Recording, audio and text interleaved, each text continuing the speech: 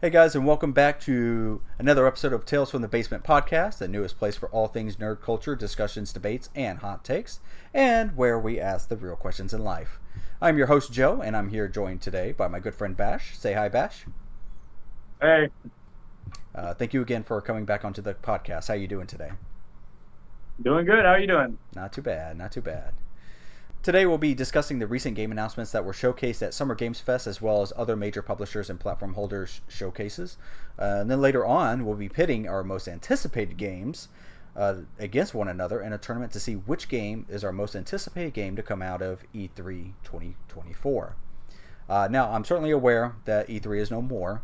We haven't had a proper one since before the blip of 2020. However, calling it Summer's Games Fest doesn't really make sense either, since that's a whole thing on its own that Jeff Keighley picked up the torch on and ran his own showcase. So that's a whole thing entirely on its own.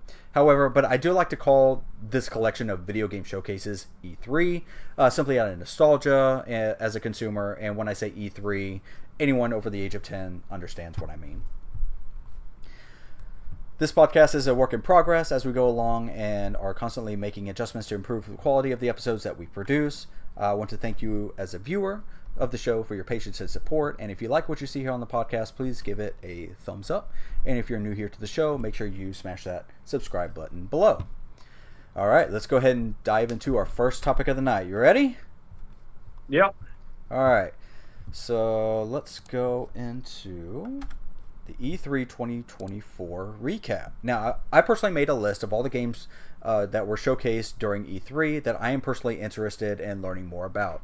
These games are featured in the PlayStation State of Play, Summer Games Fest Showcase, Xbox Showcase, Ubisoft Forward, and Nintendo Direct.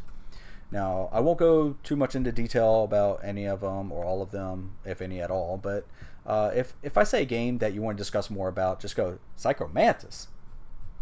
So let's go ahead and dive into the PlayStation State of Play games that were announced that I'm interested in, starting with God of War Ragnarok is actually coming to PC, which is awesome. I'd like to see what's more into God of War. We got Skydance's Behemoth, which is a PSVR 2 game. I'm not personally into PSVR, but if there's a game that would get me hooked into PSVR 2, at the very least, it'd probably be this one. Marvel Rivals was announced, which is a hero shooter of the Marvel variety. I never played Overwatch. I haven't really spent any time on it at all. But if I'll there play were, Psycho Mantis here, actually. yeah. What Right. would you like to say? I that is something that I could clarify on a little bit because it is a hero shooter, but it has melee characters, which Overwatch has sort of, but that's the thing that makes me more interested in it. And it's third person too, which I think if you're gonna have melee characters, it should be third person. But yeah, so actually, from what I've seen and heard, it kind of reminds me more of Battleborn, which two people played, but I Wow, that's a enjoyed that blast from game. the past. Yeah, so yeah, that was the game that got just kind of decimated by Overwatch because it came out like 2 weeks before Overwatch, and it was like, Battleborn was a game that was made by the Borderlands developers, right? yep, Yeah, mm-hmm, Gearbox. yep, Man, such a yep, shame yep, that and didn't yeah, take off. me and a buddy played it, but we played it a lot, and it had like some light MOBA elements to it. Um, but yeah, anyway, but it had the big thing was that it had melee characters and shooting characters, and you had melee DPSs and shooter tanks, and I don't. It was weird, and I liked that. Kind of tried to, I don't know, mix things up a little bit. So that's what Marvel Rivals looks like it's maybe gonna do. I don't know, but yeah. So that's what I'm interested in. It's like seeing how the different characters play and stuff. Yeah, yeah. If there's any game to get me into the hero shooter genre, it'd probably be this game. I'm a really big Marvel fan myself. After that, they announced Until Dawn that's coming to PC. I enjoyed what I saw from the trailer. I'd like to see more about it. Big one is Monster Hunter Wilds, the newest Monster Hunter to come out. I'd like to see more about that as well. And the one to end off the showcase was Astrobot. Astro is getting his own fleshed out game, which looks phenomenal. Okay, yeah, Psycho Mantis on that one too, because that's another one that I'm like, that's one where I learned some new information on it that I didn't know about. That it's gonna have like it seems like it's going to be incorporating like other IPs, like PlayStation IPs. Did you hear about that? Did you see that stuff? I did Yep. not know that. Yeah. That Yeah. was news to me. I think it Uh, was like in the trailer, but I that didn't know. Yeah, that's what's incredible about Astrobot. It looks like it's a celebration game of PlayStation IPs and hardware. So I'm And really that's looking what I forward to grew that. up with mostly. Yeah, Yeah, and so it looks like just I'm a really excited. simple, fleshed out video game that with Yeah, no live service elements intact. So I'd like to see yeah, a lot more about this game. I'm very excited for it. yeah. Jumping over to Summer Games Fest, they first announced Lego Horizon Adventures, which looks pretty good. I'm a Lego fan, and I like to dive into more about Horizon as well. They announced Harry Potter Quidditch Champions, which looks interesting. I like to see more about that. Cuff Bust, which is an indie game that looks hilarious. Neva has a great art style. I like to see more about that. Warhammer 40k Space Marine 2. I haven't played the first one, but the trailer made this one look amazing. So I like to check out the first one as well. Then they announced Metaphor, which is made by the same developers as Persona, which is a fantastic art style. I like to see more Yeah, I about guess I this. can cut in and say Psycho Mantis because that's the Yeah, one that yeah. I'm interested in too. Yeah, I'm interested in that one because they're kind of mixing up the formula a little bit and making the grind faster and that. And so I want to see it because I always like that about Persona 5, even though it's the only Persona I've played. It made the grind faster with like hitting weaknesses and making fights like snappy. And to get the experience and stuff. And like, yeah, that one's gonna have like action based combat. If I think it's like if the enemies are weaker than you or something like that, then you don't even go into turn based mode. You can just like fight them in the overworld, I guess. Okay. So Yeah, yeah, yeah, yeah. yeah. I think there's a similar concept to that in Bug Fables, which is like a Paper Mario Oh, clone. really? Yeah, because you know how Paper Mario, when you jump on an enemy, you go into turn-based mode. But in Bug Fables, Okay, they yeah. they had an element to where like if you're super overpowered in a certain area, you just like jump on an enemy or touch an enemy or whatever, and they're automatically defeated. So yeah, That's I do interesting. like that element. Okay. See, they also announced something you might be interested in since you've been playing the Batman series, Batman Arkham Shadow, which is a VR game. I'm sure you got this on the top of your list, right? Right? Yeah, yeah, No, not for VR. uh-huh. Tears of Metal, which absolutely looks metal. We got Fatal Fury City of the Wolves, which is a great looking platform, not platform fighter, just 2D fighter. I'm not really big into 2D fighters myself, but this looks along the lines of like Street Fighter 6 for me. I want to dive more into it. Power Rangers Rita's Rewind, which looks like in a similar vein of TMNT Shredder's Revenge that released not too long ago. A great looking 16-bit inspired beat 'em up game. I'd like to see more about that. Kingdom Come Deliverance 2, which looks amazing. Still got to play the first one to really get into the series. They announced Battlesuit Aces and Battle Aces, not to get those two games mixed up. I'd like to see more about those. And then they announced Sonic Cross Shadow Generations. Now, I'm not really a big Sonic guy myself, but I did play Sonic Generations and enjoyed what I saw from that. So I'd like to see what this sequel has in store. Then Honkai Star Rail got its own spotlight in the showcase. It didn't really need to be there, but I did enjoy my time with Genshin Impact. I like to see what MiHoYo has in store for this game as well. Then they also announced Hyper Light Breaker, which is, I believe, a sequel to Hyper Light Drifter. I haven't played that game, but I did like what I saw from the trailer. Moving on to Xbox Showcase, they announced Dragon Age: The Veilguard.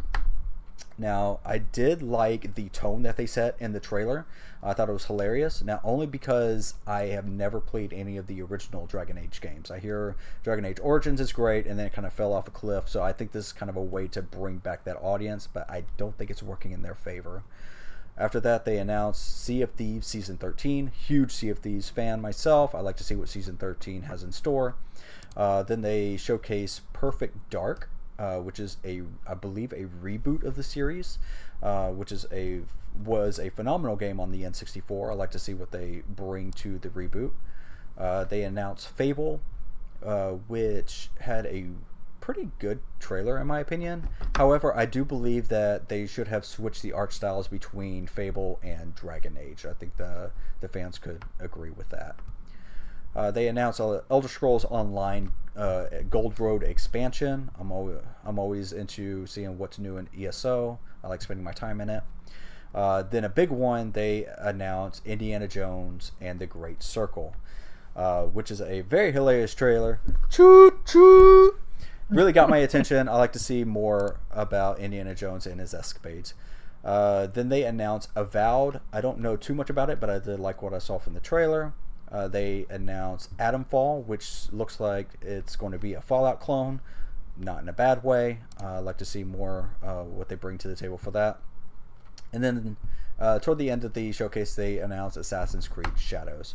Assassin's Creed is probably one of my all-time favorite franchises. I definitely would like to see what they bring to feudal Japan. Very excited about that. Moving on to UB Slot Forward, there's only 2 games I'm at all interested in that they announced: is Star Wars Outlaws and Assassin's Creed Shadows. Ubisoft is not exactly in the public's good opinion at this time.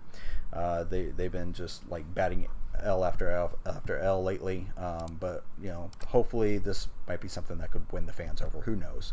I did like what I saw from each of those trailers, however. And then moving on to the final showcase, the Nintendo Direct. Now, this is a showcase I believe that Nintendo really hit it out of the park with this one. It is among their best directs of all time that they have ever done. There is a lot of bangers here, starting with they first announced Mario and Luigi Brothership. Terrible name, but I did like what I saw from the trailer. It looks like it's good to see a Mario RPG being brought back to modern audiences. After that, they announced Nintendo World Championship NES Edition, which is a great callback to the 90s. I'd like to see what they do with that. They announced Fairy Tail 2. I didn't even know there was a first Fairy Tail. I'm a big fan of that anime. I'd like to see more about that. Fantasian Neo Dimension is a game that was trapped on the Apple Arcade for the longest time. Great to see that coming to other platforms. I'd like to see more about that. Then they announced Donkey Kong Country Returns HD. Now, I'm only slightly interested in just because it's a great game, but I spent a hell of a lot of time with the game on the Wii and a little bit on the 3DS as well. But when it comes out, I'm slightly interested. I just don't think I'll be putting a full playthrough in it as I have before, simply because I've already spent so many hours with the game. They announced Dragon Quest III HD 2D Remake, which is a great name. Not really a big Dragon Quest fan, but I know it's huge in Japan. But I did play Dragon Quest XI all the way through, and they make a lot of references to Erdrick's trilogy back in Dragon Quest 3, 1, and 2 that they're announcing making HD 2D remakes for all of them. But I would like to see more about that storyline, because I'm like, they're making all these references that I couldn't really grasp on because I never played these games. So this would be a great way to kind of dive me into the series and really become a fan of. Excuse me. Then they announced Darkest Dungeon 2 is coming to the Switch. I know you got your personal opinions on this game, but I still need to play the first Darkest Dungeon. But I absolutely love the art style of this game. They announced Phantom Brave: The Lost Hero, which looks like a pretty decent looking anime pirate game. I'd like to see more about that. Then a really big one is the Marvel vs. Capcom Fighting Collection Arcade Classics. What a mouthful. But it's a collection of 7 games from the arcade, or at least from earlier times of Marvel vs. Capcom, plus The Punisher, which is a beat 'em up.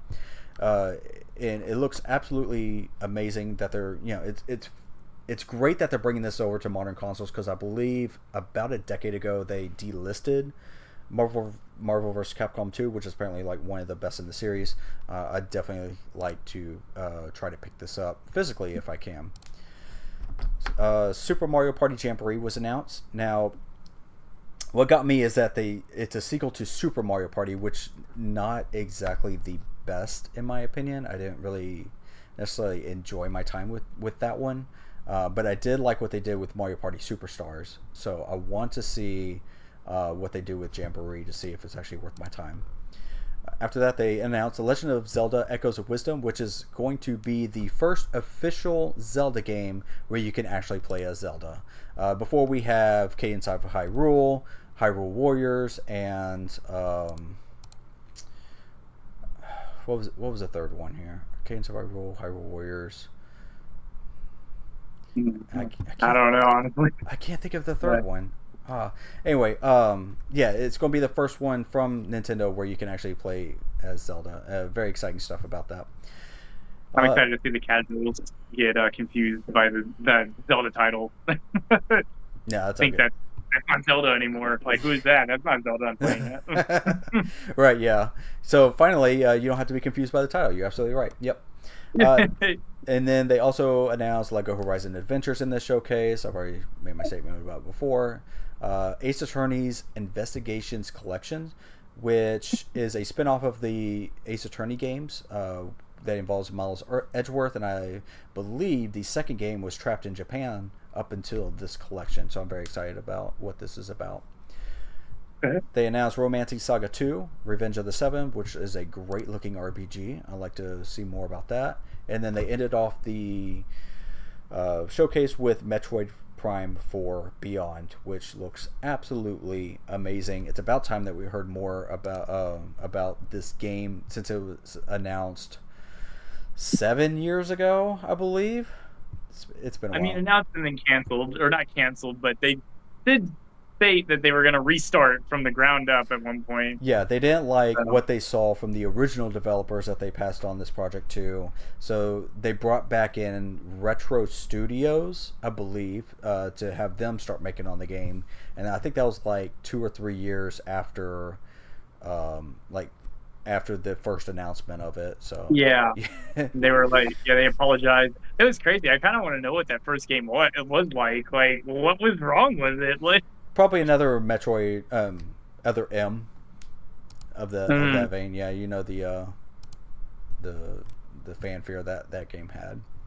Anyway, that's my entire list there. Are there any standouts there that you'd like to talk more about, or are there any that you have on your list that I haven't mentioned yet? Oh man. I know Stalker 2 was mentioned. That game looked really interesting. I know very little about Stalker 1, but I've heard it seems to have a pretty avid fan base. So that's one that I'm gonna look further into. Otherwise, yeah, no, I think you pretty much touched on everything. I mean, I'm definitely interested in some of those games on the list, yeah. But yeah. I mean, we'll have to see with some of these, you know. Oh yeah. If there are any games that I missed on your list, just make sure you type it down in the comments below, and we'll get on that later. Anyway, so after that, let's go ahead and dive into our next topic of the evening, our absolutely most anticipated games that we saw from E3. Now, we could just make a tier list of all of our favorite announcements from E3, just like any other content creator on the planet, but that's boring. What's the fun in that? I actually want to pit them to fight to the death and have one emerge victorious over the lifeless bodies as our mutually accepted most anticipated game of E3 2024. Sure, this format could work better with at least one more participant, but I guess that's what I get for poor planning. So consider this a test run for future episodes. All right. I mean, there's schedules involved. You know, it's not all you. All right, blame it. All right, yeah. I want to see how this works out. It's something I've been very excited for the longest time, especially to do on stream. So this is essentially a sequel to what we did 4 months ago, I want to say, back in February, of our favorite game of the year. Yeah, wow. Yeah, it feels like it was forever ago. Yeah, it really was just a few months ago. Yeah, so this is going to be an opinionated tournament. We're going to see. It's opinionated, but the end result will be fact that it is the best. Right. Yes, it'll be our definitive rankings of these games. So here's how this little shindig is going to work. We power ranked each of our favorite game announcements that we are anticipating the most. Of our top 8, we came up with 16 entries, and as we go through each of the matchups, be very similar to what we did in the favorite game of the year tournament that we did 4 months back. And if a game is on our list, if a game was on our list, we'll try to convince the other while the game on our list is worth picking up at launch more than its competition. If neither of us is swayed, then the game with the higher rank wins and moves on to the next round. So, yeah. All right. All right, let's do this. Without further ado, Bash, are you ready? Yeah, I'm ready. Then let's get ready to rumble. Let's see what we got as our first matchup. I'll just do this randomly. Let's do Avowed versus Super Mario Party Jamboree. Let's start with you. Why are you excited for Avowed, and what would make me want to play that over Super Mario Party at launch? I will say, like, Avowed, I'm really interested in just any RPG that gets announced, especially just a big action RPG like that. So, I'm really interested to see what they bring to the table. It's Obsidian. So,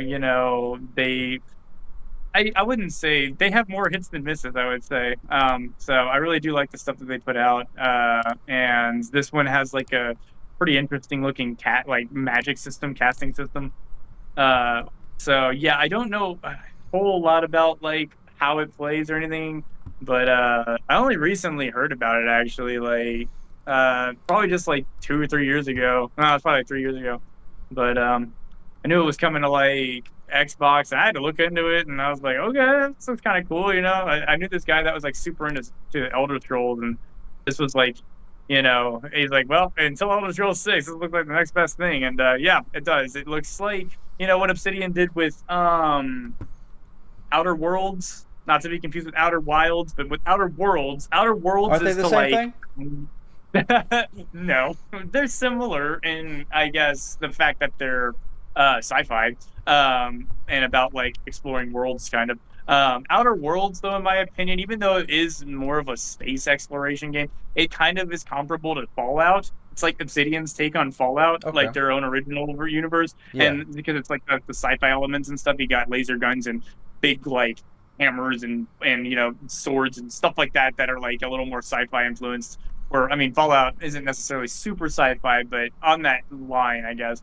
And then but Avowed seems to be like their take on an Elder Scrolls, Obsidian version of Elder Scrolls. So I'm definitely interested to see what comes of it. Yeah, it looks very interesting. The trailer, as far as graphics go, I mean, it looks pretty good. So what exactly? So it's I also fantasy really like based. their art too, though. There's the splash screen, like the art. Oh man, it's so beautiful. I'm getting a lot of Really Skyrim vibes from this game. Oh yeah, for sure. Yeah. That's definitely what it seems to be going for, I think. Like I said, yeah, I think it's their take on an Elder Scrolls game. Yeah, and I'm a big fan of Skyrim myself. Looks very interesting. And going up against its competition is Super Mario Party Jamboree. Now, like I said before, I didn't really like what they did with Super Mario Party, but I believe this might be a way to kind of make amends for what they did with the game, because they already did that with Mario Party Superstars, which is a callback to, but that's more of a remake of like some of the original boards that they kind of mishmashed together of different Mario parties, and made a great product out of that. But this one, they're bringing back like a huge selection of characters that you can play as. They got these awesome looking maps that you can play on, including this racetrack one. I'm very excited about that. One before looked like you could play in a giant shopping mall. Very exciting stuff. This is like a deserted island with a volcano. Big fan of that. It just looks nice, and it's supposed to be like the biggest Mario Party yet, with like the most mini games, and and they're remaking like some old Mario Party boards to bring back as well, and I'm a huge fan of those two in particular, so I'm very excited for this. So I would go ahead and start you off with the voting. which would you personally like to play more? Do you want to stick with your Avowed, or do you think Super Mario Party looks better? Mm, I'm honestly gonna stick with Avowed. I've been looking at that one for years, but well, then again, though, I guess this one just got announced. But I've never been a huge Mario Party guy. I like it for what it is, but yeah, I've only played like the first two or three, and then I skipped. And I did get Superstars. That one because it was a callback. I was interested, but yeah, I don't know. How are you feeling?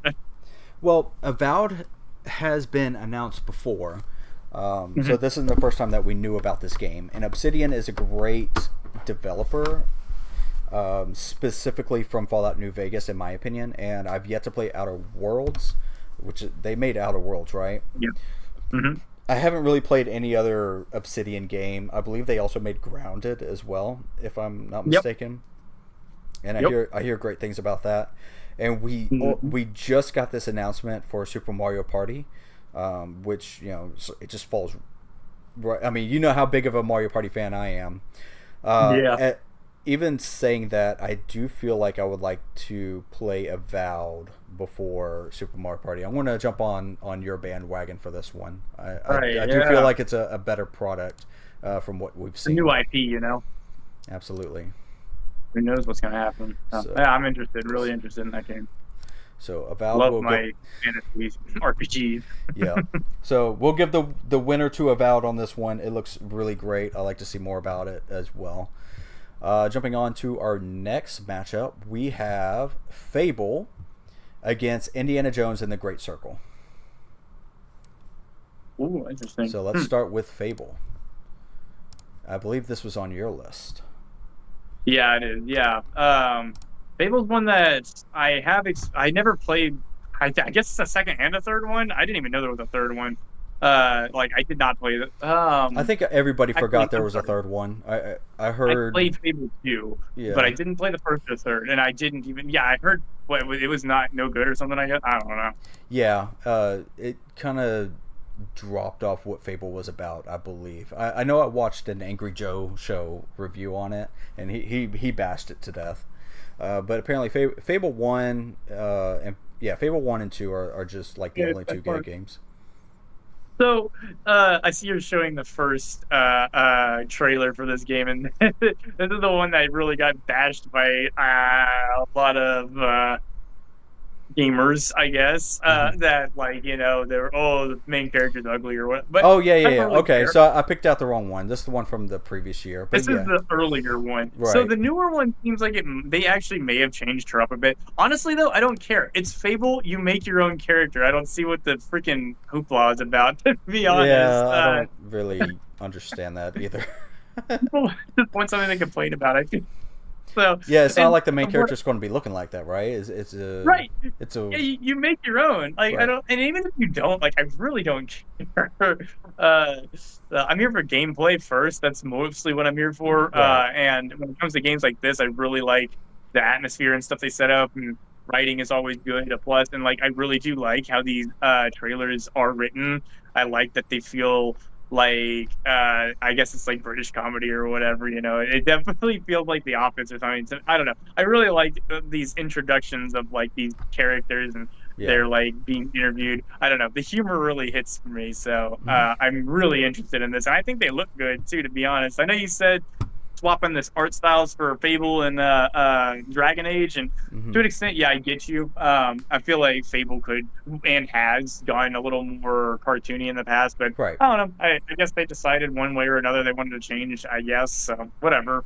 But yeah, I think it looks good. I think the graphics are pretty, which I mean that's nice. But never necessary for me. But yeah, I'm really interested in how it's written and yeah, based on old Fable, playing through Fable 2 and stuff. I did like those games. They're fun. So Okay. I've never played a Fable game, but I've always heard great things about the first two ones.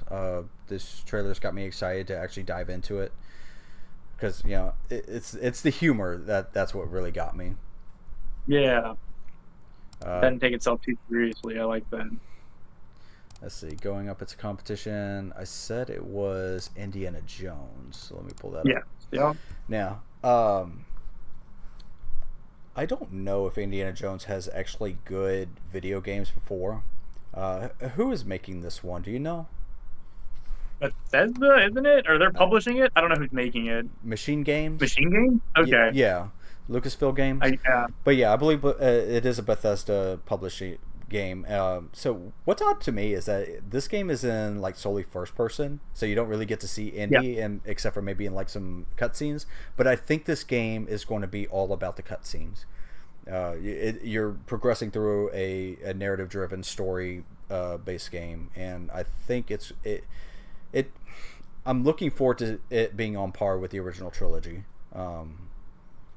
Like I said, the trailer, they had a huge showcase for this during its showcase, and it really brought out what it meant to be in Indiana Jones storyline, anyways. But as far as gameplay elements goes, I think I'd like to see it be more along like an Uncharted style game, where that was more narrative based driven, and then it's got hints of gameplay in between the different cutscenes.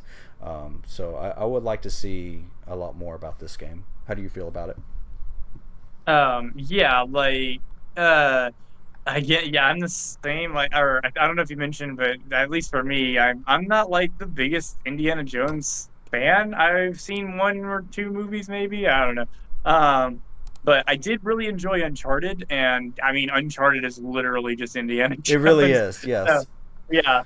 So like the video game Indiana. So I loved those games. So and this game looks great. I mean, it really does look like they're definitely putting a lot of money and resources into this game. So they're definitely, going for a large market on this one. So yeah, I'm definitely interested. I actually like the first person to take on it. I think that's interesting to me. I mean, at least that sets it apart from Uncharted. So I Right, don't know. I think yeah, I think it could make for more visceral combat and stuff like that. And I think you have a good point too with like the whole uh the cutscenes are going to be the focus, and then like yeah, you're probably just going to play through like the action scenes of the movie essentially, which right. yeah. And oh, another thing I'd like to point out too that I liked about this trailer in particular is like it shows so many different like settings. Like I really like that. It looks like it goes everywhere, which Yeah, is really like interesting. you get So to travel the um, world essentially. yeah, so I mean, I guess that's akin to an Uncharted as well, but still, I don't know. I appreciate that, and I like that they showed the stuff and everything, and yeah, it looks great. So, Right. All right. I'll pass on the voting to you. Which one do you are you more anticipated for?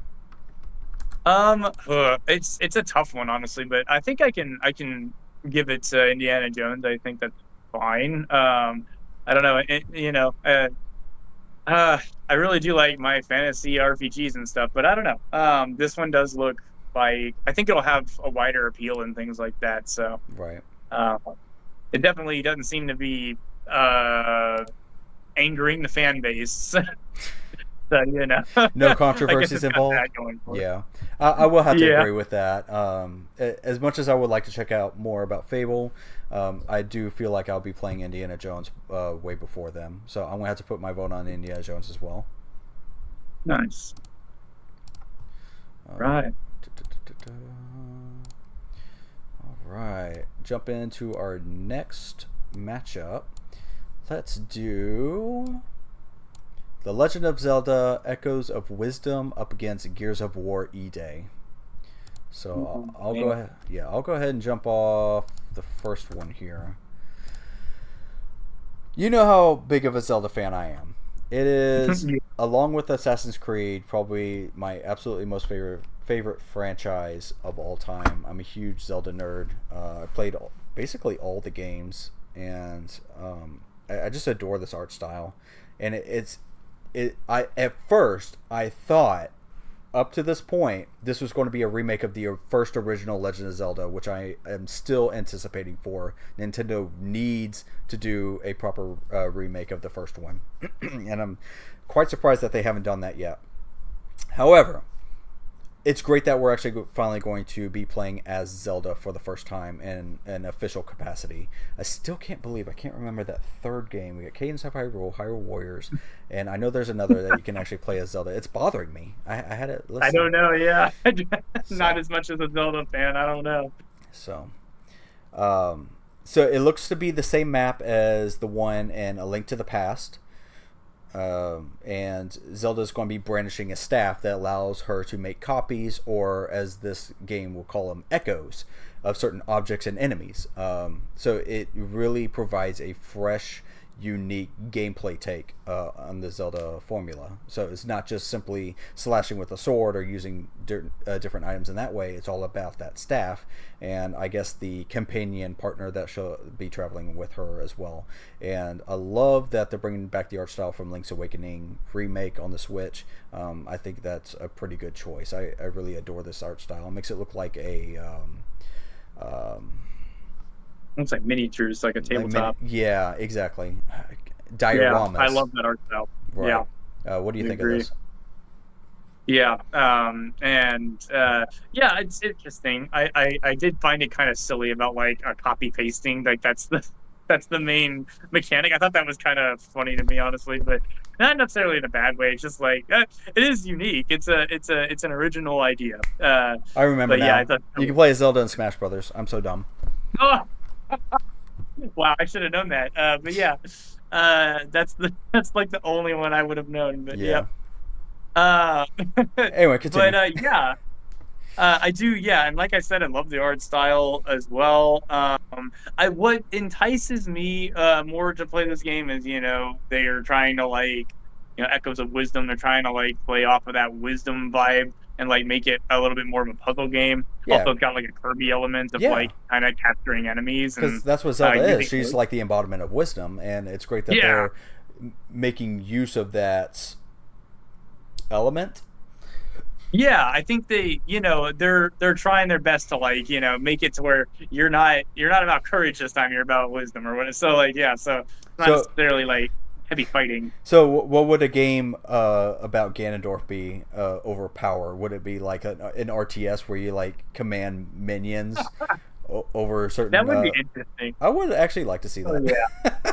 Yeah, I think it'd be like a 4X or whatever, like one of those where you're trying to like expand and conquer the world or whatever. I could see that. I like to see that. That'd Yeah. be wild. Yeah. Get on it, But it'd Nintendo. have to have a Yeah, it would have to have a Nintendo spin on it though for sure. Because like, first of all, it's going to be on a handheld console or a console in general because it's on Nintendo. So that's going to hold that back. But I would be interested to see it like a 4X Nintendo take on a 4X. That would be interesting because they would do something weird with it. I know. Right. Um, so yeah, and that's the other thing. I mean, you got Nintendo's branding behind this. You're getting a quality product with a Nintendo game. Generally speaking, at least. I mean, I guess just saying that because of talking about Mario Party Super or whatever, Super Mario Party. Like, I don't know with that stuff, but like when it comes to like their big IPs, they're very they try to hit as hard as possible with these. So Right. um, yeah, so I don't know. We'll see, I guess. Yeah, but I will admit, yeah, this is not one that's like on the top of my list right now. But I don't know. I do like the idea of the puzzle aspect of it. I do like puzzle games. Yeah. I'm very excited for this. And up against its competition, we got Gears of War Years. E-Day. Oh man. Okay, so I So don't know if I'm who gonna the hell is Marcus? like Marcus, man. I think it's Marcus Kincaid or something. Good lord, it has been a long time. I'm old since I've played Gears. I stopped at Gears of War 2, but my god, I loved both of the first games so much. The only reason I stopped is because I've just never been much of an Xbox gamer, I guess. Like I always ended up being on PlayStation, and more recently now I'm moving to PC. And like so now that I'm moving back to PC, these Xbox, Microsoft puts they just all games on Xbox come on are on the PC as well now. So it's like I can be interested in these games again. So Yeah. I think Gears as a series has I think it's fallen off from what I understand. Like I think there's 5 of them. I didn't even realize there'd been that many. But I I believe think you're right. Yeah. yeah, I think that's because the first 3 were just so good and iconic and everything. But then 4 and 5, it's kind of like got the Halo syndrome going on, where it's like, at least in my opinion, it's just gone on too long. While they could have done good things, it's just I don't know. I don't think you're gonna be able to please everybody for that long. You know what I'm saying? Um, Yeah. but this is going back to E-Day, which I What is It's E-Day? been so long.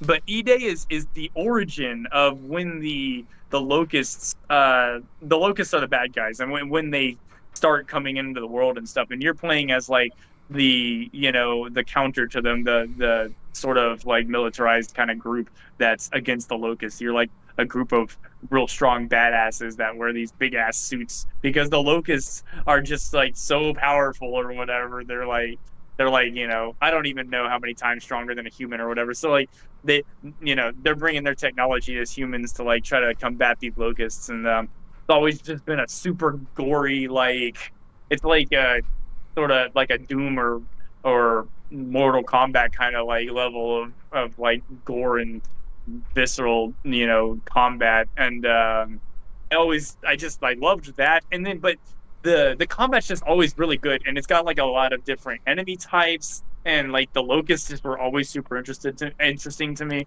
And in the second game, I think it was that because yeah, I don't think I played three, but in the second one, you could play as the locusts online and stuff, which was really cool.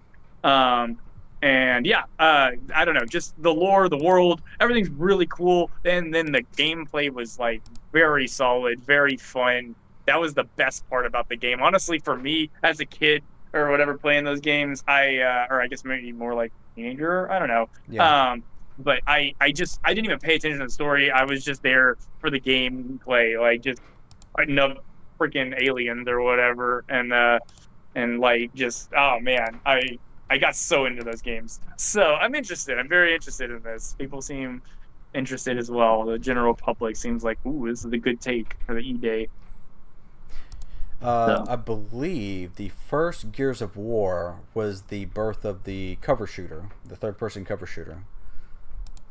It's it's what, definitely one of the biggest. Yeah, one of the yeah. big heavy hitters. I don't know if it's the first, but it probably is like one of the first. Yeah, at At least, least one of the at least the first one big to ones. popularize it. Yeah. Yeah. So it had a huge following behind that, and inspired games like Uncharted to have that same gameplay style. Yeah, Um, and that's why I like third person shooters for that reason. You can stay behind cover and like shoot like blind shoot and things like that. I love those mechanics. yeah. So So bro. I do like the genre. I don't like the theming of Gears of War in general. I'm just not a fan Not a of horror the game. dark, dreary, just Oh. gory. It's not for me, unfortunately. I would have to put my vote on on Zelda on this one. I can put my vote on Zelda as well. Like I said, I am not sure. The last couple of games fell off as far as I understand. So, and I haven't been into it for a long time. But with Nintendo, you generally know you're getting a good product. So, Yeah. I'm not too worried about Zelda being a bad game. This game, it's up in the air. They could still mess it up. So, I can give it a Zelda. Okay. All right. Let's see. Up next, let's go ahead and do Monster Hunter Wilds up against Astrobot. Ooh, that's interesting. Let's start with Monster Hunter Wilds. Why is this up on your list? Because I love Monster Hunter World. I mean, that's the end of it. That I put more hours into that game than I have in a lot of games. It's probably one of my most played games, period. So Yeah, I I, absolutely love that I know game. I played through the entire, I Main guess, the main story with you main on game. Monster Hunter Yeah. World. I did enjoy what I played on that one. But why did Monster Hunter Rise drop the ball for you, and how do you think Monster Hunter Wilds will bring you back up to speed on Monster Hunter? So I'm not exactly sure, man. I don't. It's always eluded me. I've always been freaking annoyed by like I don't know what it is about Rise that I'm just like. No, okay. I guess I kind of do. I like the hunt aspect of Monster Hunter World, and some of the older games have it too. That I've played. I've only kind of briefly played them, I will admit, but um, where you have to go and find the monster, and then eventually it's like, okay, I know where the monster is. The game doesn't necessarily tell you where the monster is right away, but if you hunt it enough times, you as a player begin to like, okay, you familiarize yourself with the map a little bit, you familiarize yourself with like where it likes to nest and things, and so you know where to go to find it. But Rise would just tell you where it was, which took like half the game away from me. I was like, wow, that's kind of breaks my immersion, honestly. And then yeah, I don't know, something about the combat, it just didn't feel as I think it honestly has to do with the graphics when the combat or something, because it didn't feel as like visceral to me. It just didn't feel as weighty, I guess. Yeah. But but it wasn't bad. It's still a good game. Definitely great. It's definitely got its fans, but I know I'm not alone in being like, nah, it's all about World still. I'll still play World today. I haven't played Rise in at least a year or two. So like I drop Rise all the time, but when I get into World, I can't put it down for at least a month. Oh, So I love that game. Oh my God. okay. So I have a question. Do you feel like story or gameplay is more important in Monster Hunter? gameplay is more important than every game, in my opinion. Okay. Generally, I love games with good story, but gameplay is very important to me. Even if it's like a visual novel, as long as it has branching paths and a lot of choices to make, then that's gameplay for me, and that's what I'm here for. But if it's just a just click A to continue, like those aren't the ones I really play. Okay, that's not But quite what yeah, I'm getting at. I'm not talking about generically. I'm talking about Monster I, Hunter in specific. So, Monster for Hunter. example, like Uncharted would be more story based over gameplay. But do you think gameplay is better in Monster Hunter, or do you think you So play it for the Well, story? I guess I was trying to say that about every game because that's how I am personally about every game. Uncharted, I still like because of the gameplay too. I've never played through four because of the story. I know story's supposed to be great. I don't care about the story. So with this game, it's definitely as every other game for me personally is it's about the gameplay. It's always about the gameplay. This is no exception. I if I'm gonna play a game, I want to be able to play it and continue to play it. That's why Monster Hunter I can play it for so many hours. It's not because I'm like listening to the story. It's Right. because I'm fighting monsters, man. Okay, so bringing it over to my second question, do you feel like, according to this trailer, they're putting more emphasis on the story in Monster Hunter Wilds than they did in the past? Not gonna lie, I didn't pay a lick of attention to any kind of story in the trailers. If there is any, I don't know and I don't care. It's all about the They big, furious-looking monsters that you can take down. Hell yeah, man. And then also like what monsters there are. There are gonna be new monsters, there's gonna be returning monsters, Yeah. and with the returning monsters, they might change things. There's new weapons. Hmm. That looks freaking awesome. I am way more interested in the gameplay, dude. I don't I I hate to say it, but I could care less about the story in most games. Now I will give, there are games that like the story's great. I mean, Uncharted does have a good story. I won't discount that. And then, Last of Us has a great story and stuff like that. But like, man, gameplay first always for me. I gotcha. Yeah, I enjoyed our time in Monster Hunter Worlds, but I do feel like if I wanted to get that fix of Monster Hunter, I do have that to fall back on. Monster Hunter Worlds still holds up to this day. Yeah, I just need to see more about Monster Hunter Wilds. What would entice me to play that over World? It's kind of a Forza Horizon situation for me. I can get my fix of racing in an open world environment through playing Forza Horizon 3. yep, But what compels me to play 4 or even 5 is the newer cars and the new environments. So yep. in That's this case, basically the it's the same new thing. monsters, the new environments that you Yeah. can go around. So I'll have to see more of what they have to offer for that. Its competition is going up against Astrobot, which is we briefly spoke about it during the list that I brought up. This is PlayStation's foray into bringing all of their main IPs into one game. There's a lot of cross references into Astrobot. I played the Astrobots game that came free on the PlayStation 5. I don't know if you played that, but Yep. excuse me. It is a great showcase of what the PlayStation 5 controller can do. The DualSense Yeah. controller. It is absolutely fun. It looks great. Great graphics. It's they change up the gameplay every now and then. One part you're like in a monkey suit climbing a wall. Another, you're jumping around as Astro doing platform and stuff. And according to this one, it looks like you can travel around through space, going to different worlds. On the controller, they even brought in the PS5 hardware to make that look like a spaceship. I'm very excited to see what else I believe Team Asobi has in store for this game. It just looks absolutely beautiful. All right. Yeah, it does. I mean, yeah, like I will say I played the other game that came with it, but I didn't beat it. I played a good bit of it, and yeah, I got my fill of it, I guess. I don't know. I So my thing is I'm just not a huge gamer as of these types of games. I just talked about liking gameplay over but like over story and like but this kind of gameplay just has never really been the thing I'm the most interested in. I'm not like the biggest Mario player. I'm not I don't know. Just platformers are fine. I did love Little Big Planet, but that's because of what you could do in it.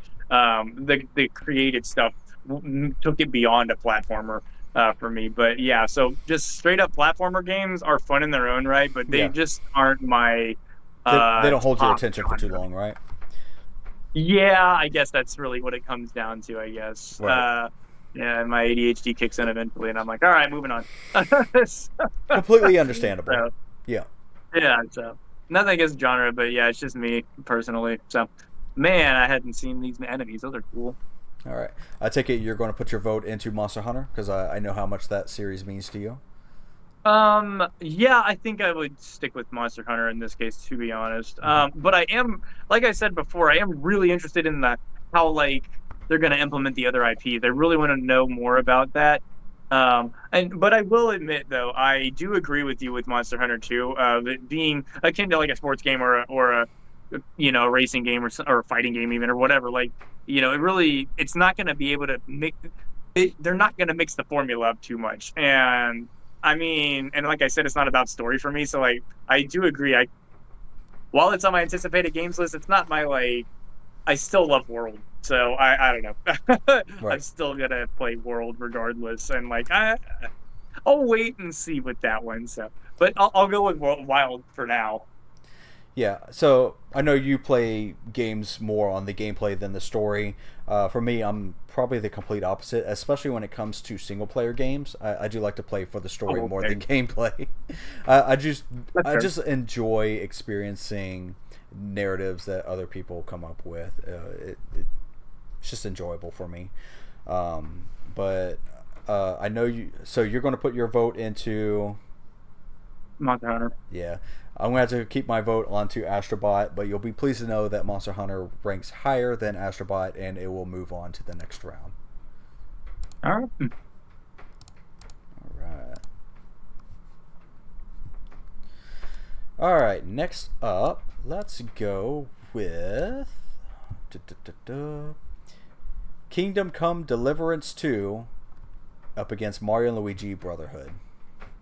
What is going on with Kingdom Come Deliverance?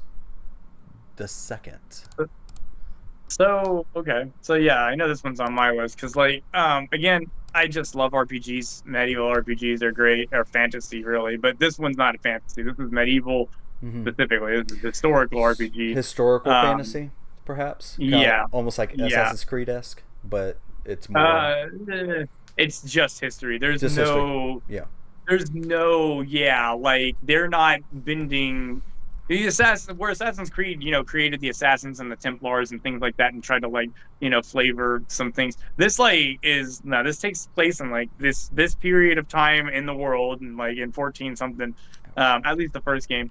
Now I will admit though, I don't know, there are sort of like a little tinge of like fantasy, but not really. Right. Only because like it's a video game and there's a couple of things like saving that you can only save when you sleep, I think in the first one, but there's something called save your schnapps that it's like a it's a schnapps that you can drink and like oh it's a quick save but you have to like have it so it's a hardcore somewhat more hardcore uh role playing game or whatever. Okay. And so that's how I would say. I've never beaten the first game, but it was super ambitious. I did buy that one the day it came out, actually, the first one.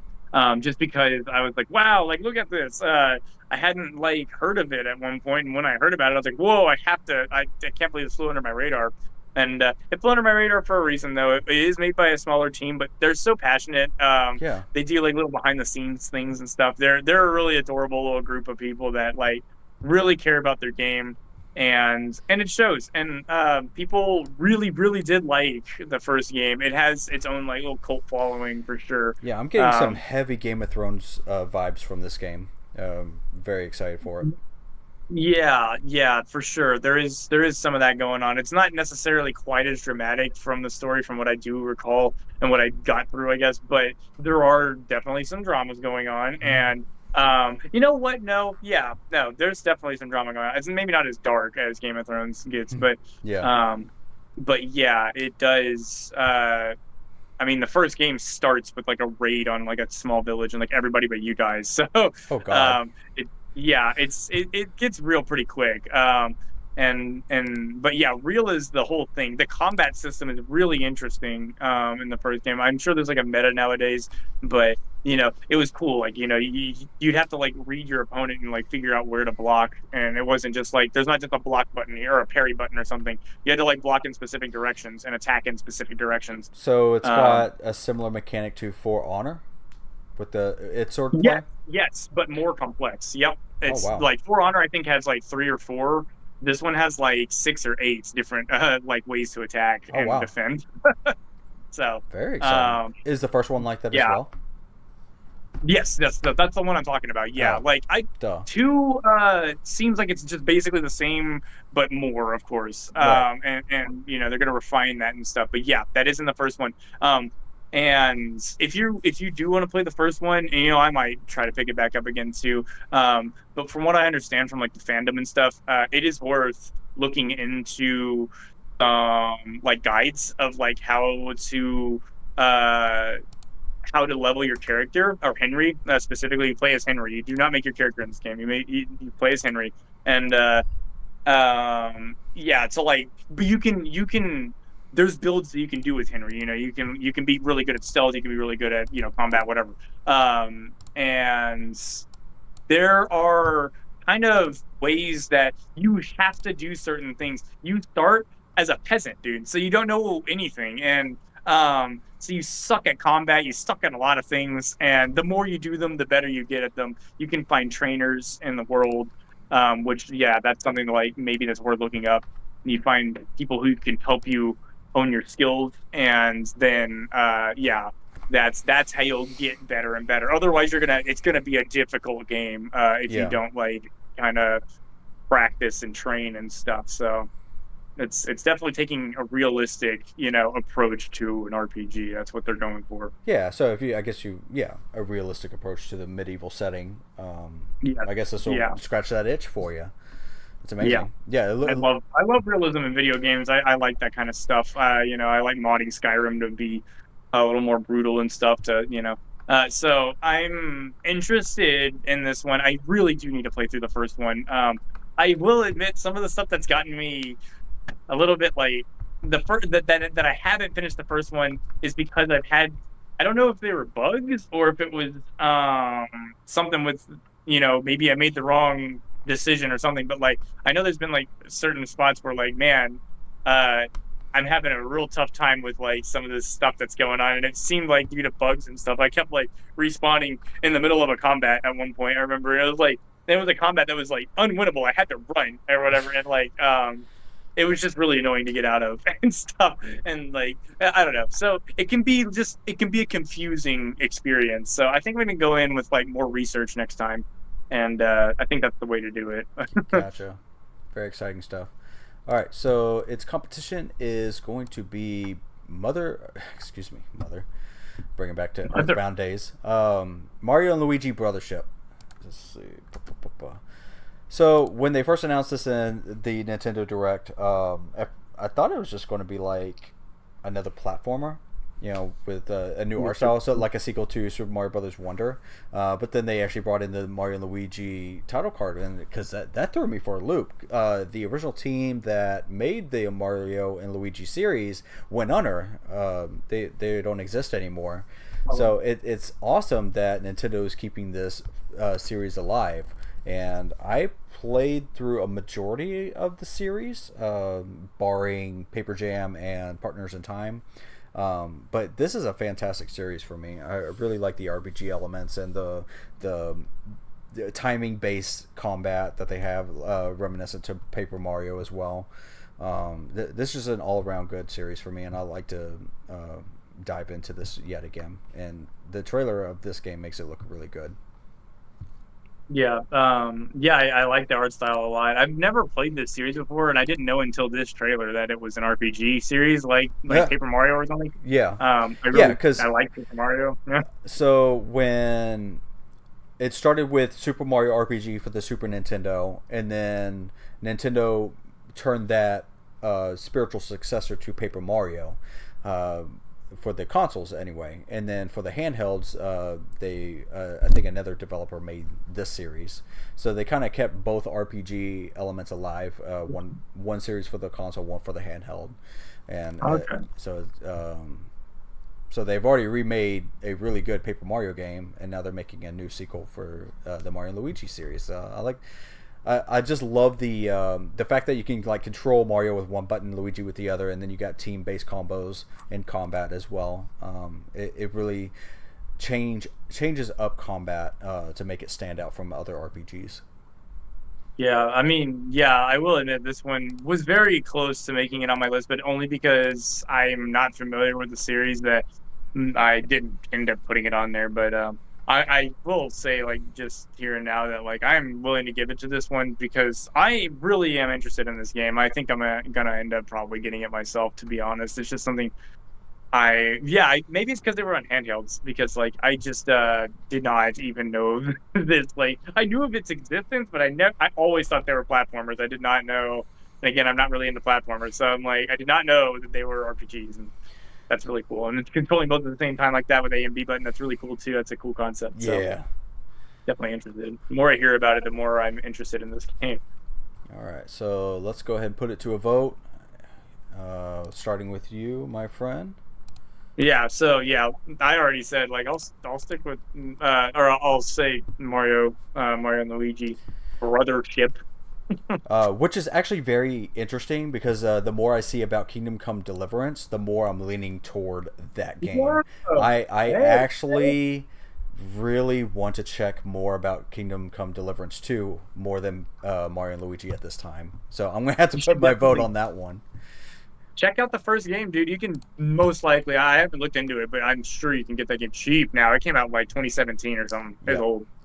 So But it's still like graphically looks great. It holds up. And, it's a really, really interesting game. yep.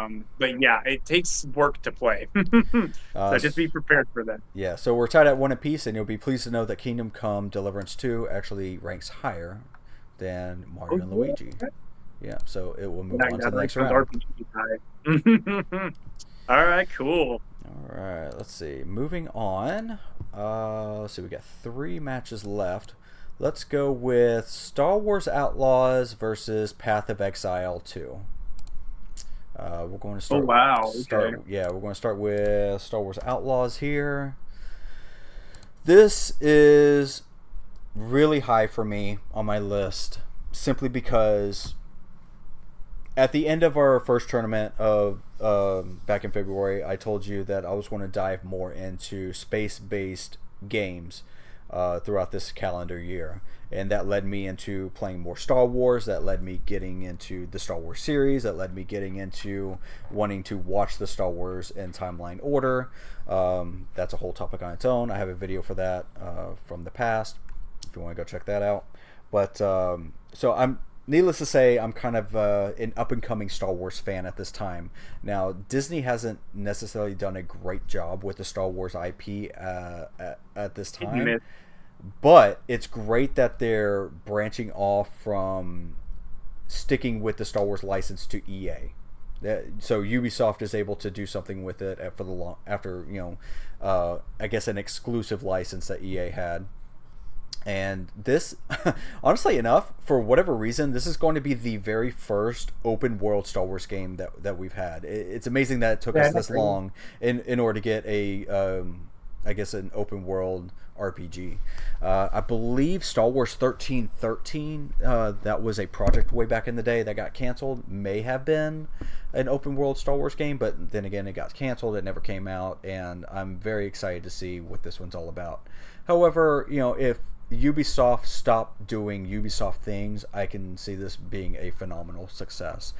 Nonetheless, I'm very excited for this game. What do you think?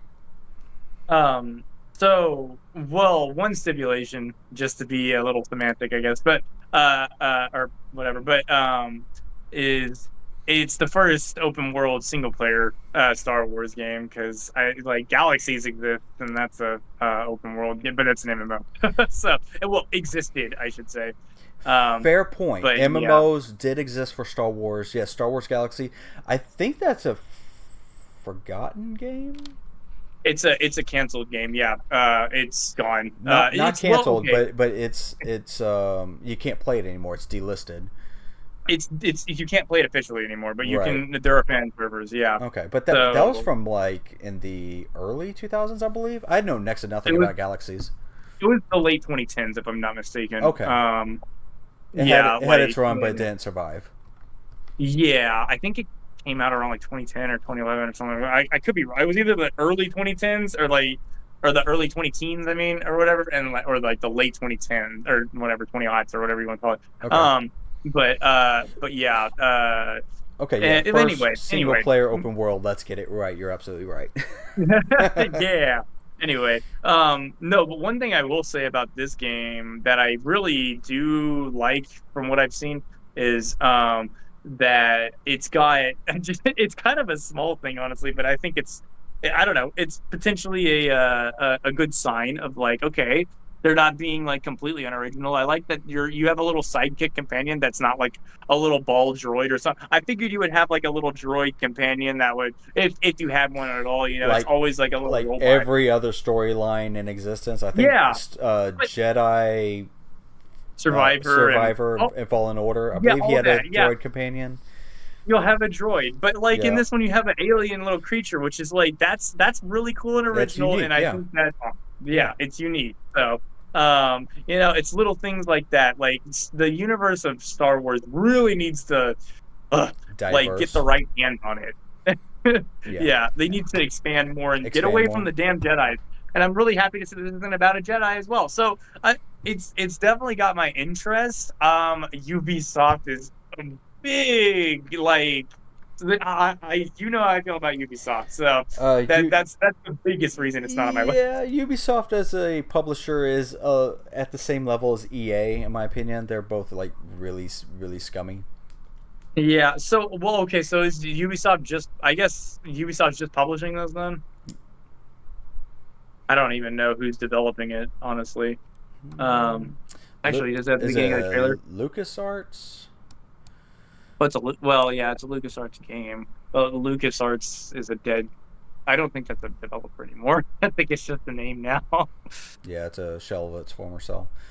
Yeah. I Well, think whatever. Ubisoft is developing it, but I can't say for sure. I have to do my research on that. Yeah, Um, I'm not sure. but another game that may have come to mind that could have been an open world is the Old Republic. I don't know if you know anything about that game. Oh Um, yeah, yeah. I've never played it, but yeah, that is another MMO. but I think yeah, it's another MMO.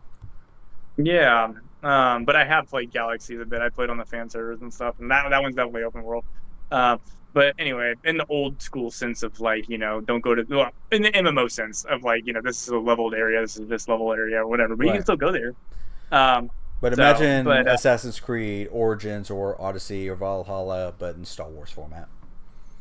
yeah, yeah. In this case, yeah, and that could be good. I really hope they don't do that. I'm not gonna lie. I hope they like try to do something original. They have this IP that you know is gonna potentially, well, obviously have a lot of interest at the very least, Yeah. and potentially really get a lot of purchase like money. So like, I hope they handle it really well. I hope they're very careful with it.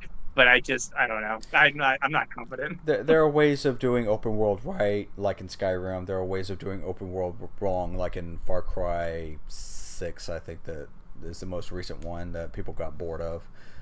I really, they need to change up the open world Ubisoft formula, and Yeah. again, And I have to see more about it. yeah, you're never gonna please everybody. So I don't know. You know, maybe if they want to stick with it, fine. Some people will still like it, I'm sure. And if they don't, well, that'll interest me more. So we'll see what happens. All But right. Let's see. What did I say its competition is? Path of Exile 2. Path of Exile 2. What about this game do you like so much?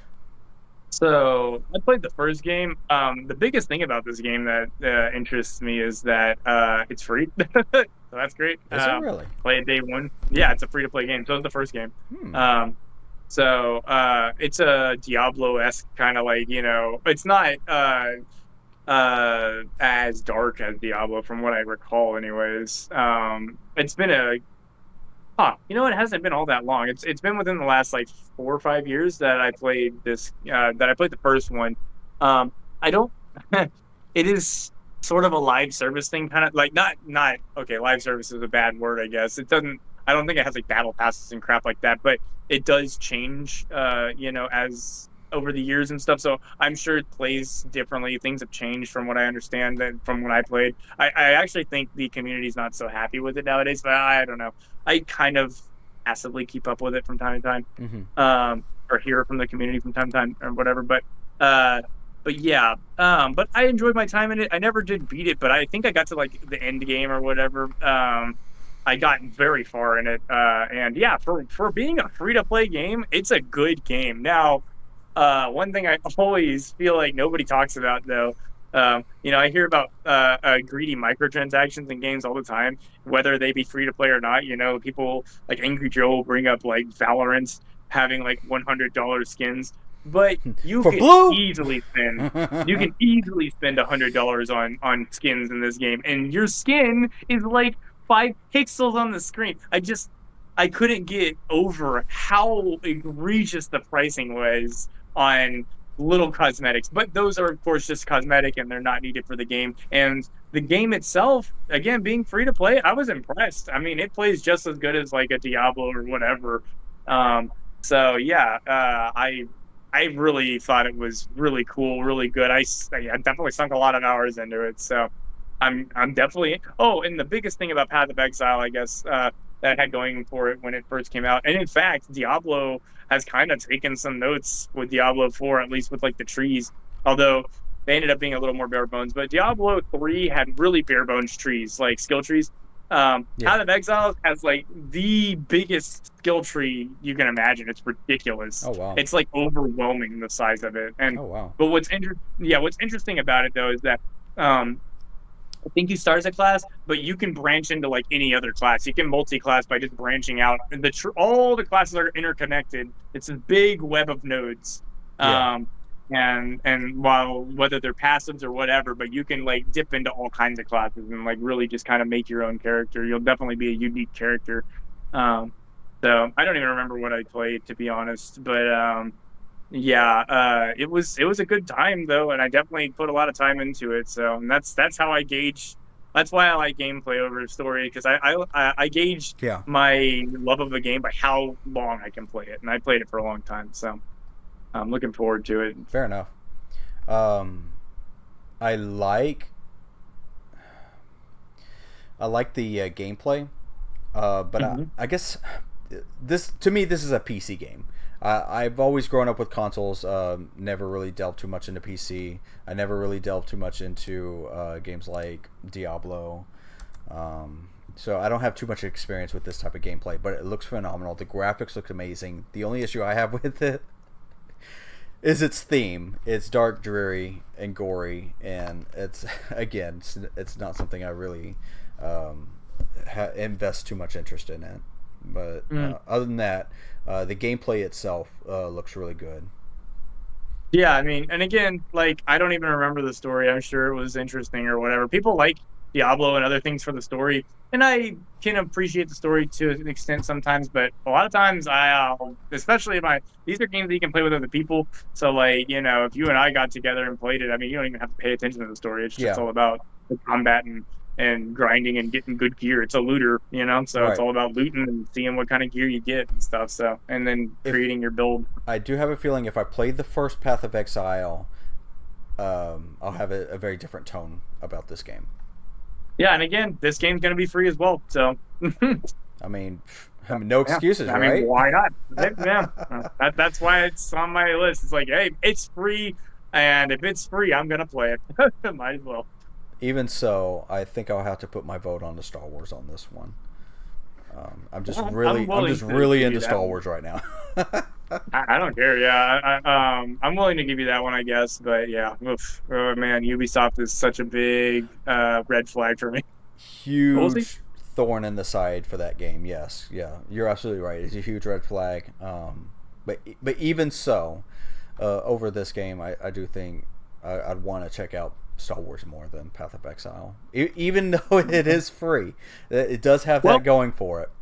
if I'm gonna be completely honest with you, I'm giving it to you, I guess. But like, I would stick with Path of Exile, but I imagine yours will beat it out anyway. So you know what? I'll stick with Path of Exile because I'm still way more interested in playing Path of Exile 2 than playing Star Wars Outlaw. I think yeah.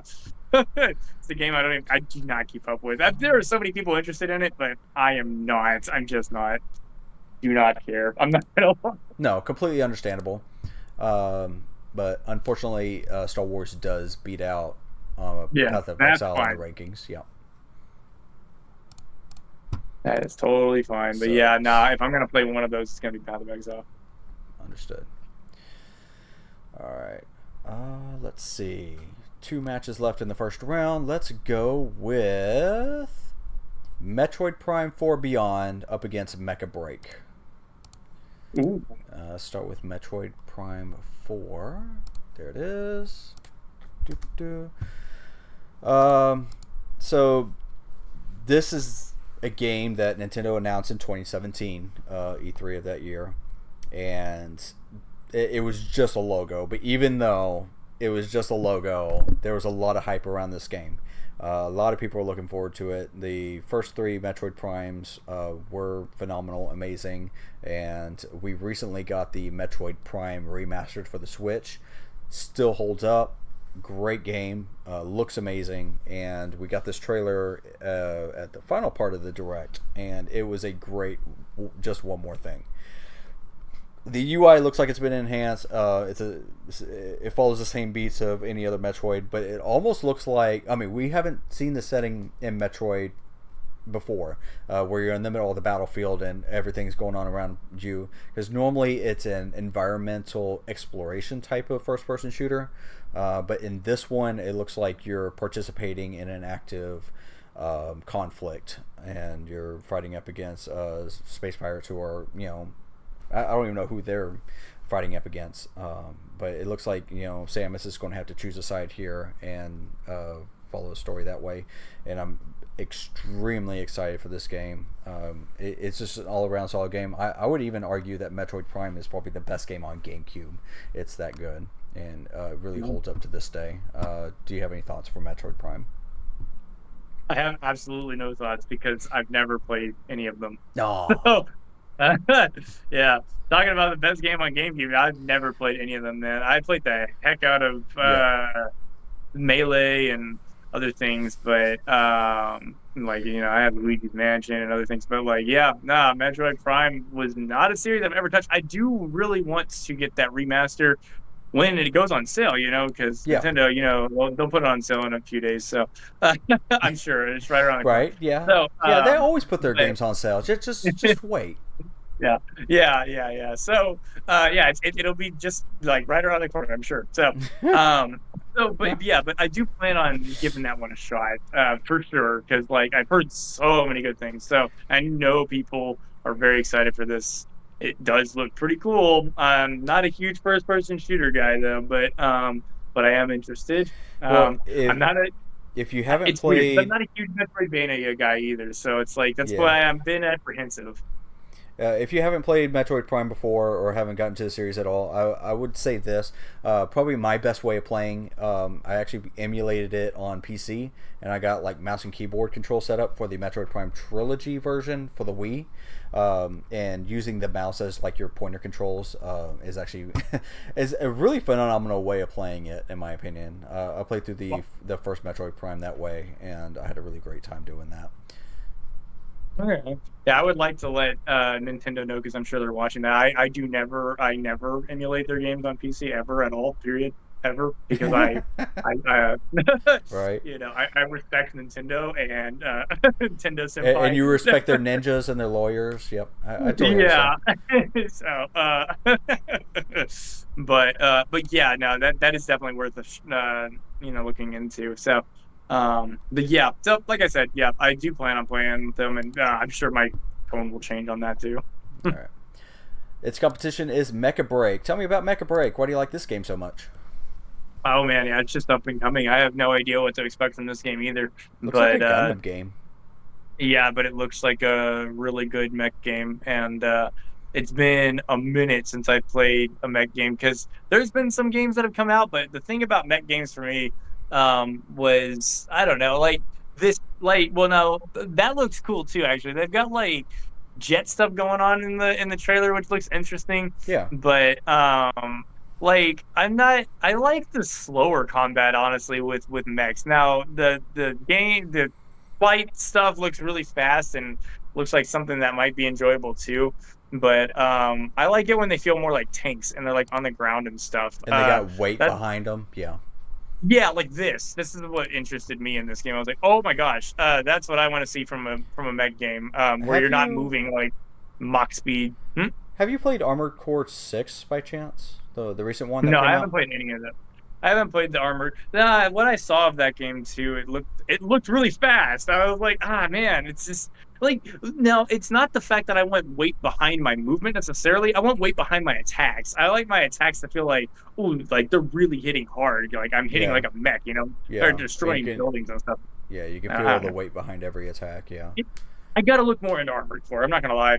It's just like it's been so long since I've played mech games that like I don't know. Maybe I just need to just try something out, try that game out or something. So Yeah. I'm really not sure, but yeah. So I don't know. It's an interesting thing just because it's an unknown. Honestly, Right. that's really all it is. This game looks But like it's a game for people who are already mech fans, like giant Mhm. robots battling each other. I don't think I've ever played a single game like that.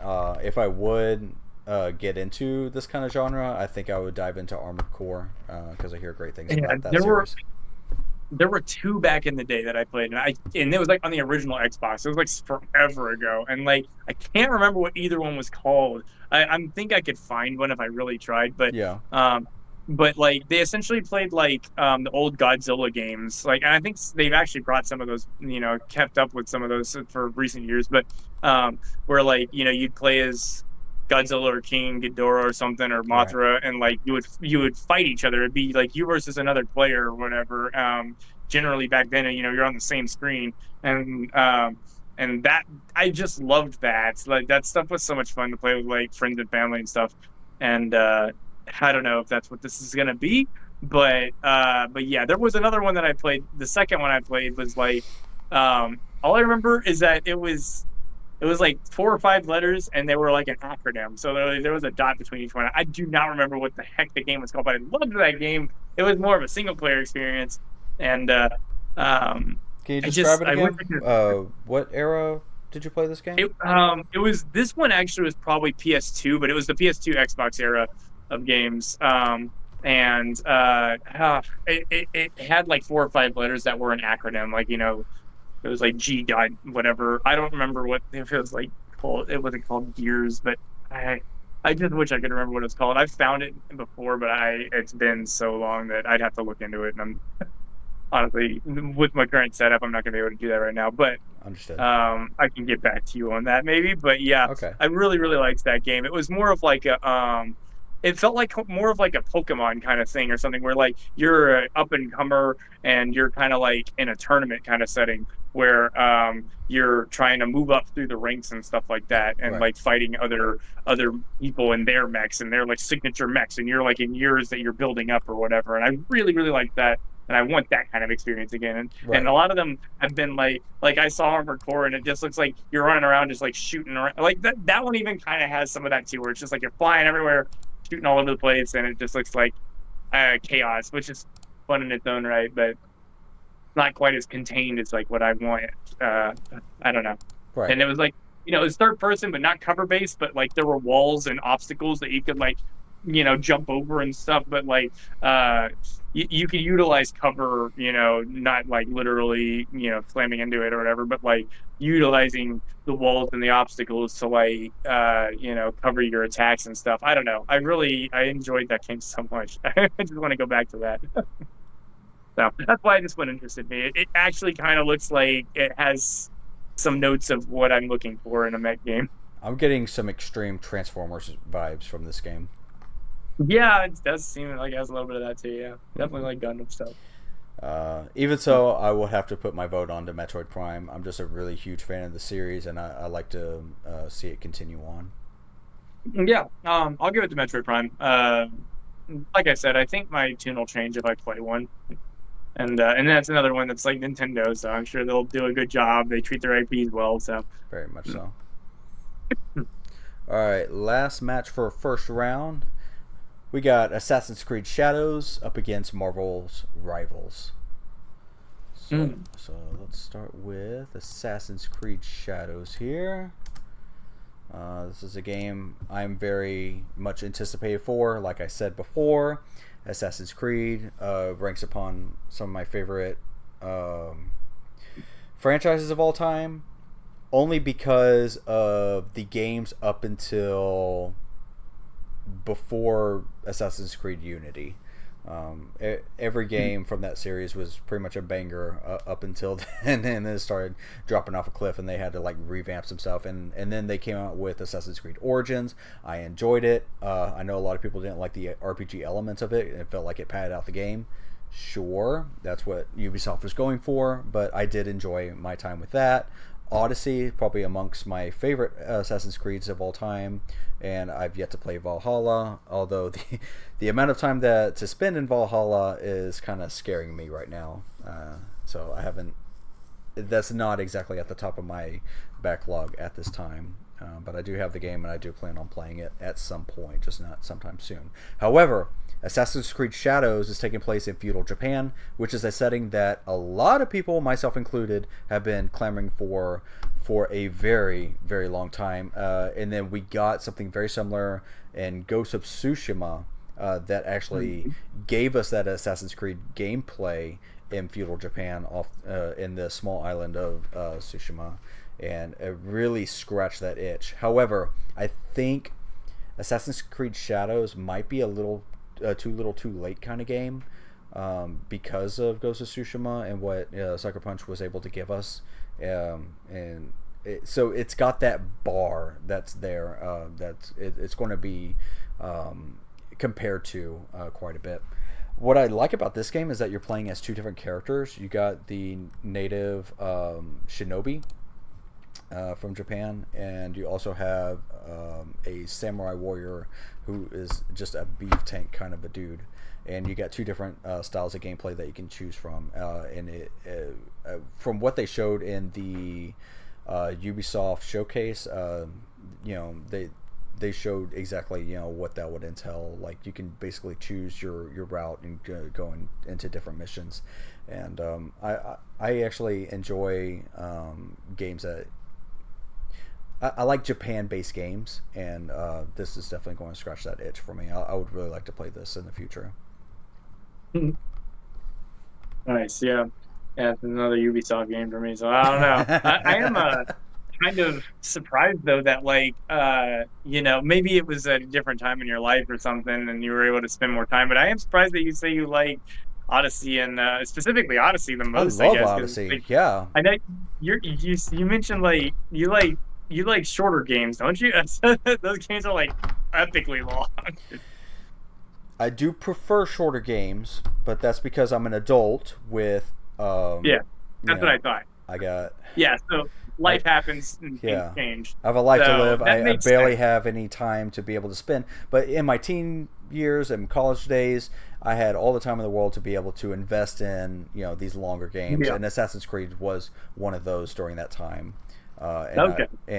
Whenever I get the chance to be able to invest in longer games, like right now I'm playing through Baldur's Gate 3, it's a time sink. I will play one of those at a time along with some other smaller games. Okay, understood. Yeah. Yeah, So that's kind of what I thought, but I Yeah, wasn't these long sure. games I just can't be like diving into multiple at a time because they just take way too much time. Like even Yep. just last year, going into Octopath Traveler took up a lot of my time, and I just recently finished through that. Nice. So I don't know. I will say the most recent Ubisoft game that I was interested in was Assassin's Creed Mirage, and I'm still probably gonna pick that one up at some point. I'm sure it's bargain bin prices nowadays anyway. Yeah, well, Um yeah, because it's a Ubisoft game. If you wait long enough, it'll definitely go on deep discount. Assassin's Creed yeah. Mirage is a game that's supposed to bring it back to its roots. So yeah, it should be up there with those who miss like the early Assassin's Creed games Yeah, and and want I'm to one play of those. something more modern. Yeah, absolutely. Yeah, I'm one of those. So I am interested in that one. This one does kind of look like it might go that route too, but I'm not sure. Um, but yeah, I don't know. It looks interesting, but yeah, this Assassin's Creed has been such a long running series. I'm okay, and like you said too, like Ghost of Tsushima is pretty good. I'm actually gonna jump back into that one pretty soon, I Top think. So, tier. It was among my favorite games that I played last year that we spoke about oh, before, that's and right. yeah, so that's the level of expectation that Assassin's Creed's got to live up to. So Right. so we'll Yeah. see. Yeah. No, it's going to be tough. Yep. So Assassin's Creed is going up against Marvel Rivals, which is your pick. You want to talk about this one? But yeah, I mean, yeah, I guess we talked about it earlier, but yeah, it's like you said, it's a hero shooter, looks like, and I really did enjoy Overwatch. I never played the 1.5 edition, but yeah, Overwatch was good fun while it was, taken care of, anyways. And I'm looking forward to this too. And like I said, I really enjoyed Battleborn as well. And this is giving me some Battleborn vibes. And this is the time frame that, like, hey, if Battleborn came out around now, it actually might have been successful because it was Ex- not a bad game. But Especially on the heels of Overwatch 2 nowadays, yeah, right? or Yeah. overtime, what, 1.5? Yeah, like, yeah, no, that the game is being mismanaged and mishandled, and it's like, oh yeah, that's another thing in this one. Like, it's got destructible environments in certain areas and stuff, which Yeah. is kind of cool. That's amazing. Yeah, another cool thing about this game too, that like another like original You can little play as Spider-Man? yeah, yeah. Actually, from what I heard in the beta, like he's one of the much more difficult characters. People thought he was like underpowered. I don't know if that's true, but um, from what I understand, he's like a Genji Oh my kind of god. character, which I guess you don't play Overwatch, but very fast, but very glass cannony, but also mostly a melee character. Yeah. Um, so it's a higher risk but high reward, I guess, if you really know how to play them. But anyway, another unique thing about this game is there's team up mechanics that also sounded really interesting. There were only two in the beta that I heard about, where one was with Magic and Magneto, which I'll glaze over because I feel like most people, including you, probably don't know who those characters are. I know You'll know who Magic Magneto. is. I don't know You'll know who Magic. Magic is Oh wait, I if only you know play Magic from Marvel Snap. That's if you play Midnight Suns, you'll definitely know who Magic is. okay. um, Yeah. but anyway, but glazing over that, we also got, or they, I guess I didn't play it, but they also got Groot and Rocket Raccoon, where like their team up mechanics. So if they were both on one team, you could have Rocket actually ride on Groot, and they would be like a huge unit of a character at that point. Like they're really difficult to deal with. Oh, very nice. And Rocket was more of a support, and Groot was more of a tank. So you basically just had a support attached to a tank, which is like That sounds awesome. godlike recipe. So yeah, so really interested. I just saw one too. Actually, it looks like Rocket and oh, they have three people team ups. Oh my gosh. So yeah, Yeah. I don't know.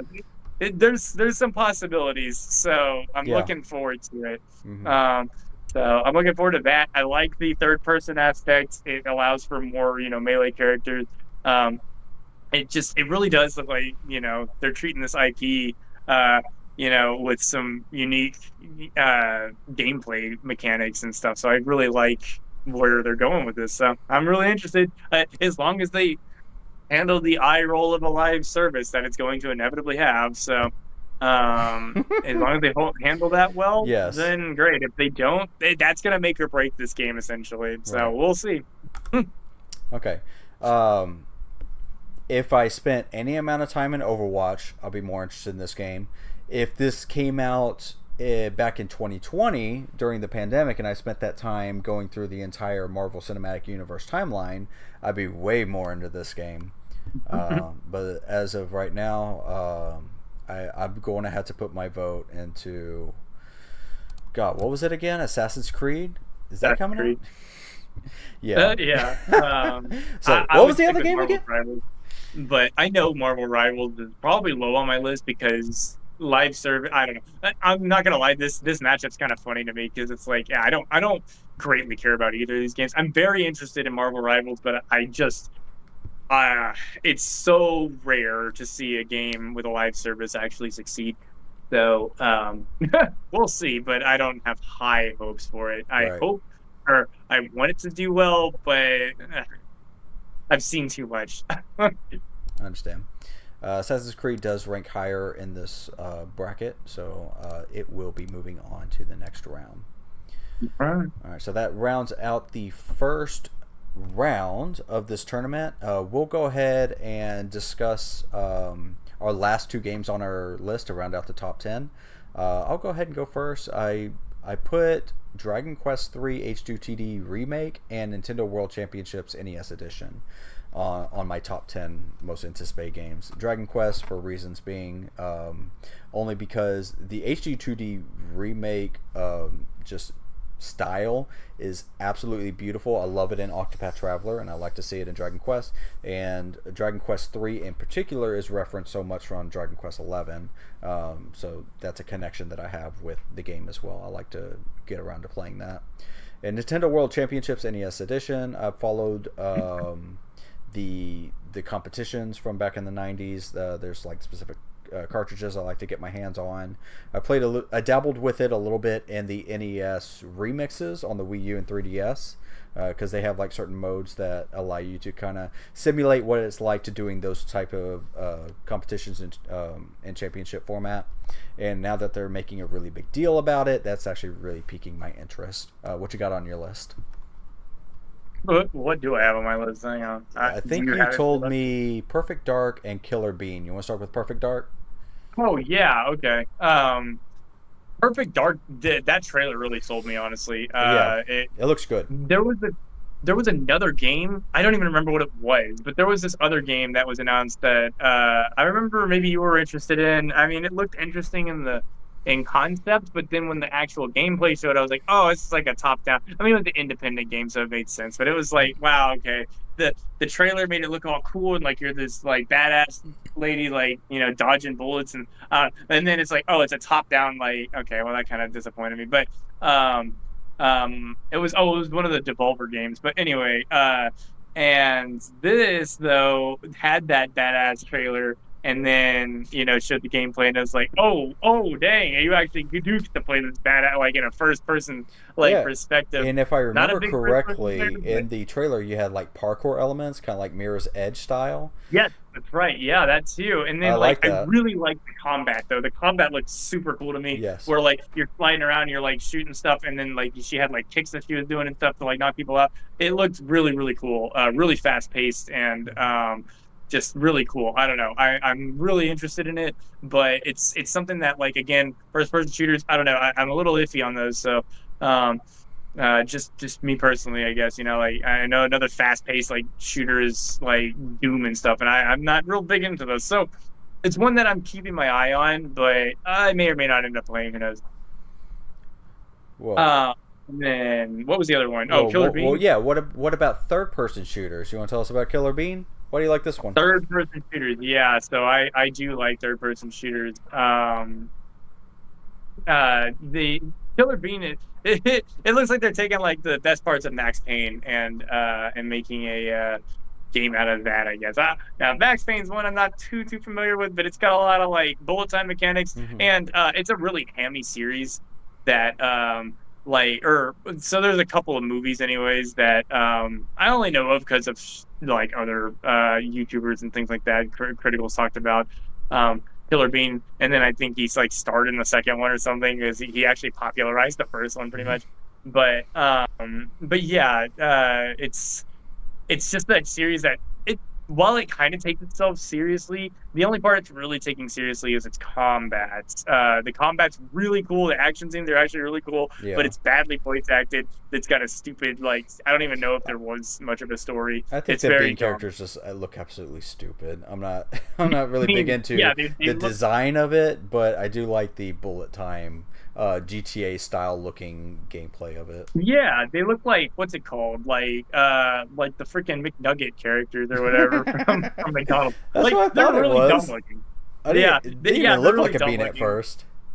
They're My coffee wife beans, thought they that's were why, yeah. buttholes. Yeah.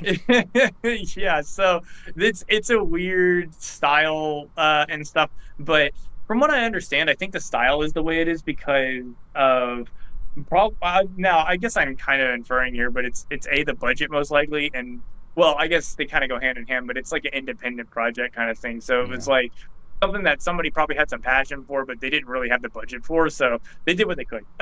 And I'm actually surprised that it's even getting a game. Like that's kind of crazy, especially like getting announced like that.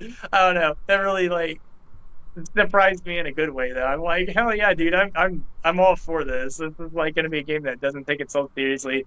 I really want it to be hammy and stupid. And yeah, I'm okay with that. I love Saints Row 3 for that reason, and I really hope this game is able to make me laugh in that way too. So All right. um Well, I'm yeah, looking I, forward to it. I hope it turns out everything you want it to be. Yeah, we'll see. I hope so. All right, we just went through the first round in our tournament. Went through all the details of the games that we talked about. From here on out, everything should be just smooth sailing. It should be just a breeze to until we come out with our champion of the tournament. So let's go ahead and start with the first match of the second round. Let's do The Legend of Zelda Echoes of Wisdom up against Kingdom Come Deliverance 2. What do you think? Mm, that's tough. I I don't know. What do you think? Good. Okay, that's a good question. Again, extremely looking forward to Zelda. I play every Zelda that comes out. Kingdom Come Deliverance 2 looks amazing. I do like the idea of going back into a uh, medieval themed, realistic looking game.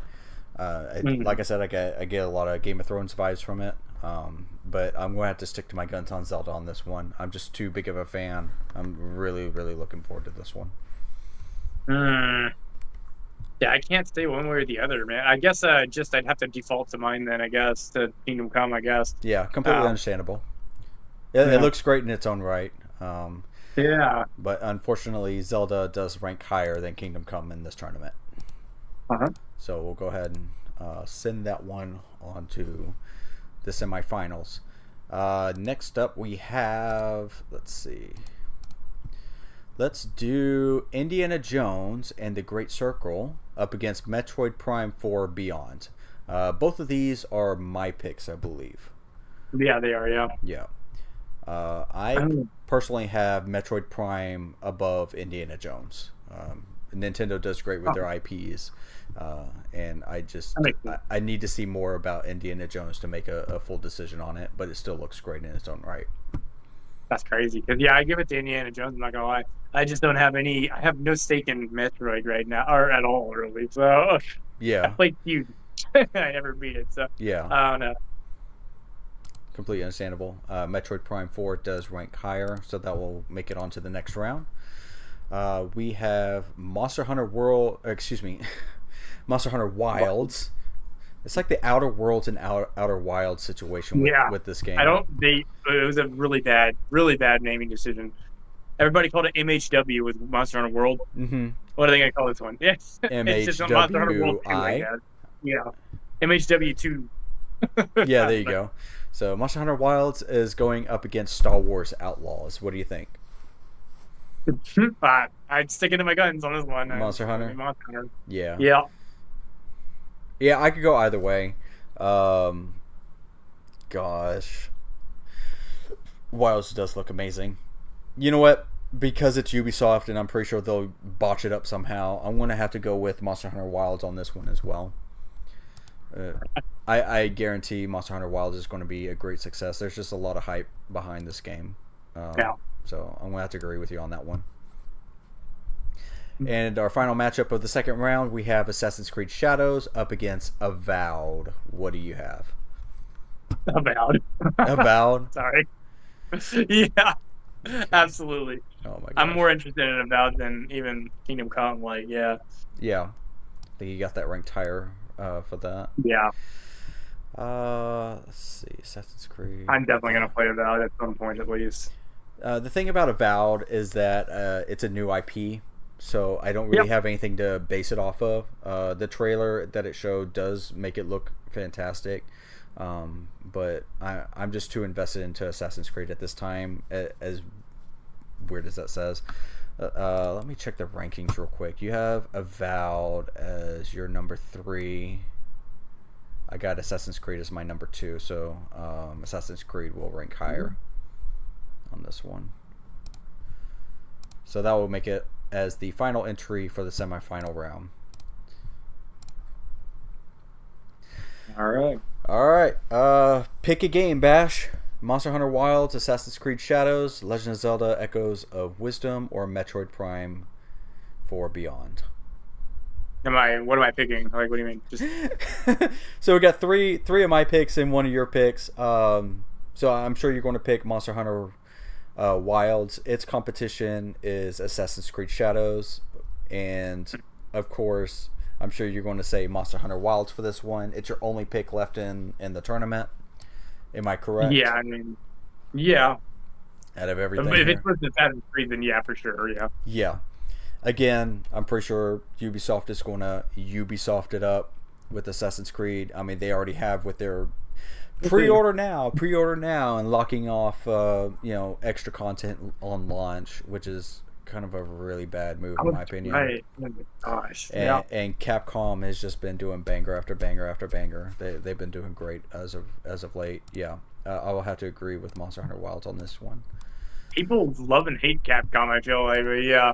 I think it's because they do Street Fighter, and Street Fighter, some people think it's a little bit money hungry, I guess. But I Yeah. do want to play that one too, though. Yeah. But yeah, no, Capcom has it because, or for me, because they're just so heavy on gameplay, dude. Their gameplay in all their games are great. Yep. Between Legend of Zelda and Metroid Prime 4, Legend of Zelda is my number 1 pick of most anticipated game out of E3. So that's I would gonna. think Zelda too.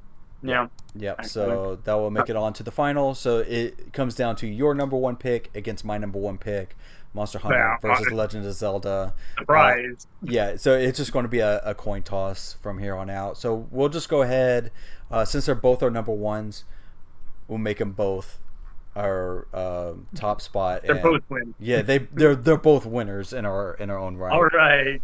So this tournament kind of went down exactly how I thought it would, because it basically matched, for the most part, our power rankings that we had, and it's understandable to see both Legend of Zelda and Monster Hunter at the top of our tournament. If we had a third participant in this tournament, of course, it might go scoot one way or another, but.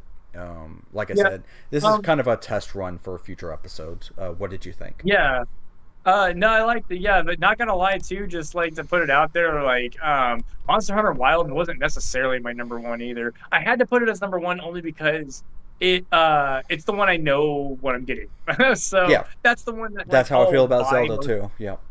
Yeah, like I'll most likely buy it over everything else just because I know what I'm getting.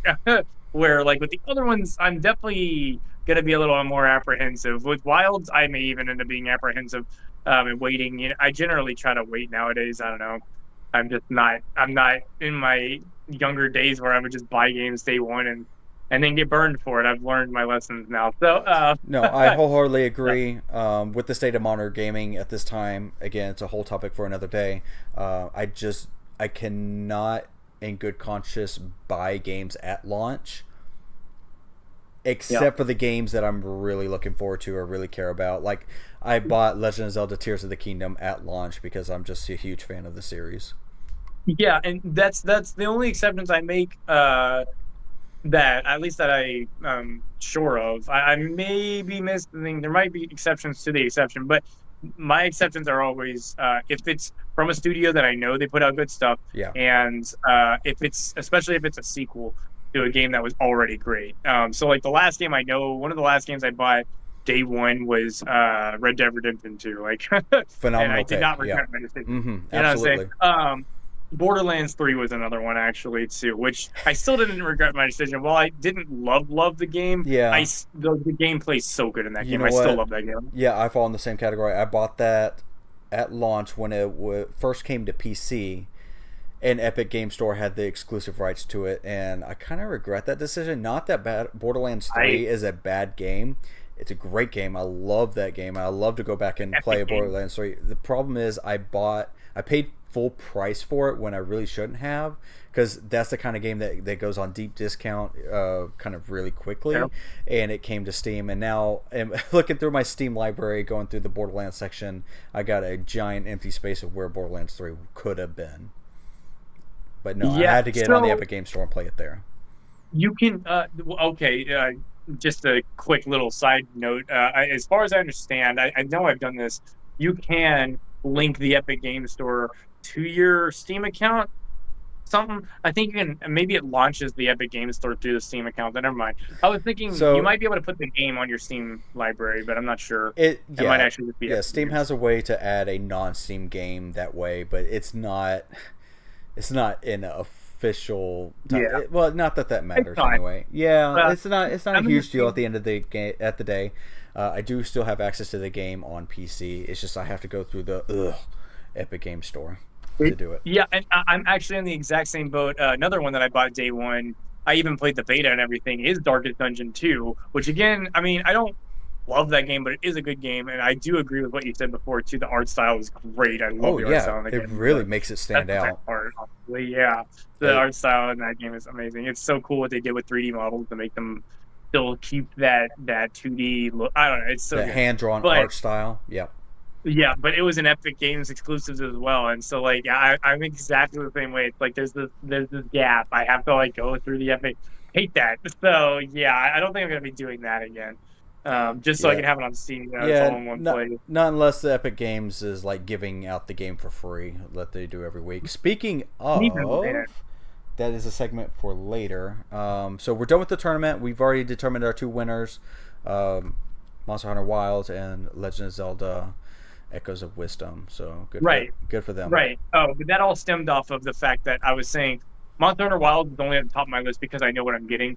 But I really am anticipating these these RPGs, Fable and Avowed and Yeah. Kingdom Come Deliverance all look very interesting Oh to me. yeah. Um, Yeah. they honestly could have taken my number one spot. It's just I don't know. This I don't. Kingdom Come Deliverance 2 is a sequel, but in that one, I will admit that the first game, it while it was I liked what it was going for, I think I just need to play it differently, I guess, or Yeah, something. I don't in know. complete fairness, I didn't exactly give you a whole lot of time to power rank, the games that you were anticipating from the showcases. Yeah, but I mean, it's anticipated games anyways. I'm Yeah. probably never gonna buy any game day one early anyways, Hmm. unless again they meet those.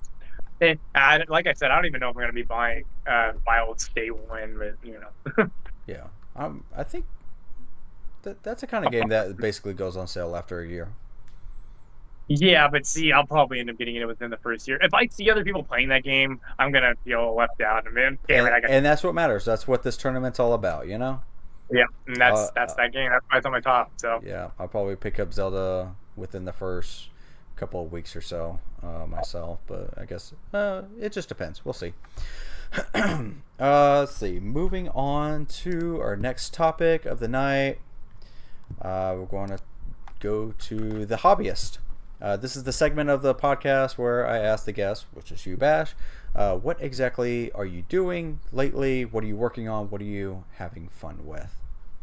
oh my gosh. Um, this is where my surprise comes in. I had a little bit of a surprise for you because I've actually been looking into a game. Now, give me just a second. I gotta look at the dang name of it, and my setup kind of sucks right now, but I need to get the name right. You might already know about this game. I know it probably just turned off my camera. Give me just a second. It is called. Oh no. Um. Oh no, I'm not finding it. No. Okay. Um. Shoot, I really want to get this name right, but it starts with Moon. Um. Like it's either Moon Cycle or something. Moonfall. It's not Moonfall. Dang it. Oh Is my it on Steam? gosh. It is on Steam. Let me see if I I can find am. it. Yeah, hang on. I can find it really quick now. I got on Steam now. Uh, and it oh my gosh. Let's The see. beauty of this Is it Moon Ring? Moon Ring, thank you. God dang. So that game, now you're looking at it on Steam. It's free to play. And it is the reason I even got like looked into it is because if you look at like the Steam reviews and stuff, like Overwhelmingly positive. Yeah. it's overwhelmingly positive, but the reviews themselves are like, why is this game free? I would have easily paid money for this game and this and that. So like everybody's almost mad that like they can't give the developer money, but it's really good. I will admit I've Wow. only just kind of dabbled into it, Yeah. but from what I've seen, there's a lot going on. It's actually way it says it's like a roguelike, but man, there's a lot going on. It looks like a full-fledged RPG from what I'm seeing. Like Hmm. definitely more akin to like something like the old school Zelda games or something, but like Yeah. man, it looks This really looks like an cool. old So school PC game, from the looks of yeah, it. Yeah. yeah. I kind of dig the art style. Yeah, so I do think you would be very interested in that one. So I was kind of excited to give that one to you, like as hey, there's a free game right there, free to play, and yeah, it's pretty good. So from what I've seen and heard at least, and played slightly, but yeah, there it is. Yeah.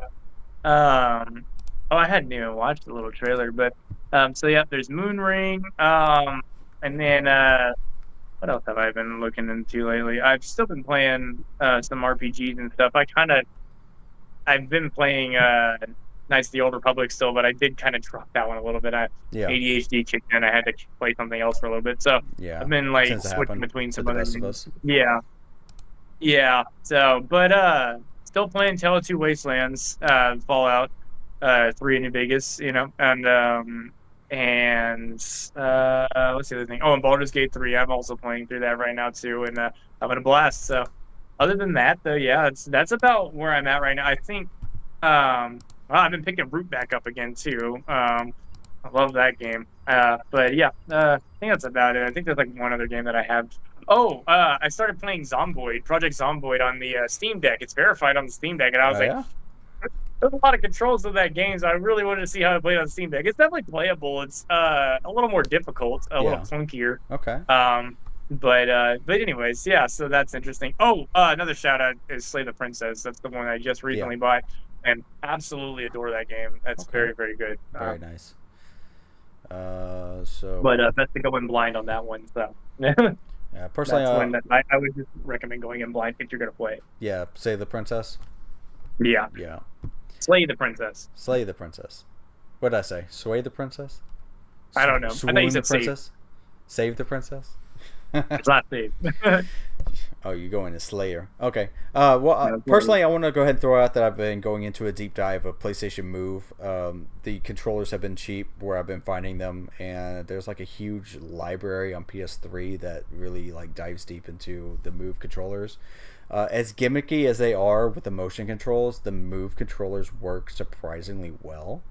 And I've been having a lot of fun with like Sports Champions and House of the Dead, and I'm trying to dive into some other games to make use of them, and I've just been having a lot of fun with it.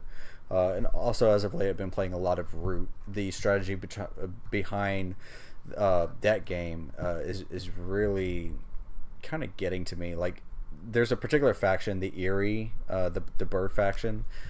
It's Yeah. super complicated, but I think it's probably amongst one of my favorites. The Yeah, me complicated too. Yeah. nature of that faction is what's getting me to want to play more and more and more and more. But That's the I'm mhm. having the biggest trouble trying to gain enough victory points to outrank my opponents, especially in Yeah. harder difficulties. I've been doing some of the challenges.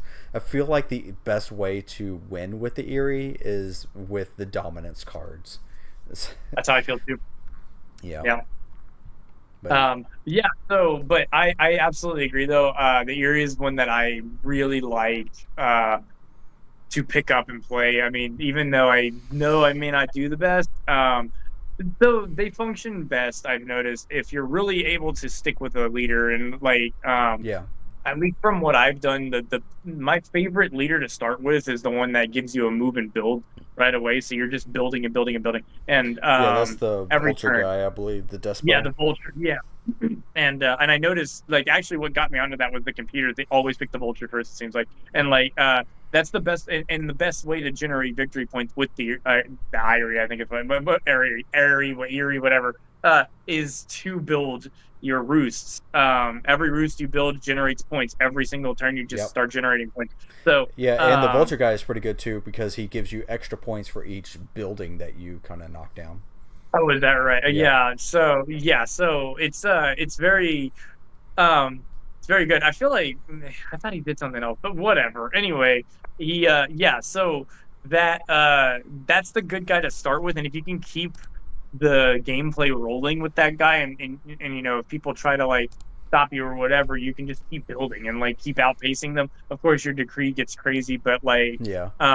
the longer you can stick with like your leaders, the better off you're gonna end up being because once you they're the only freaking faction in the entire game that loses victory points when they like get messed up. So and they're going to get messed up no Right. matter even if people don't target them, they're gonna get messed up. Yeah. So Yeah. it kind of Eventually, the you're going to rough run part. out of like warriors to place onto the battlefield, or um, Something. yeah, Yeah. like Or run out of people to roosts to build. battle. Yeah, because you always have to stick Yeah. with that decree, and that's the complicated nature about it that I want to master Yeah. in actual playthroughs with people. Right now, I'm trying to Yeah. understand it against AI and different challenges and stuff. But yeah, I'm having a good time through it.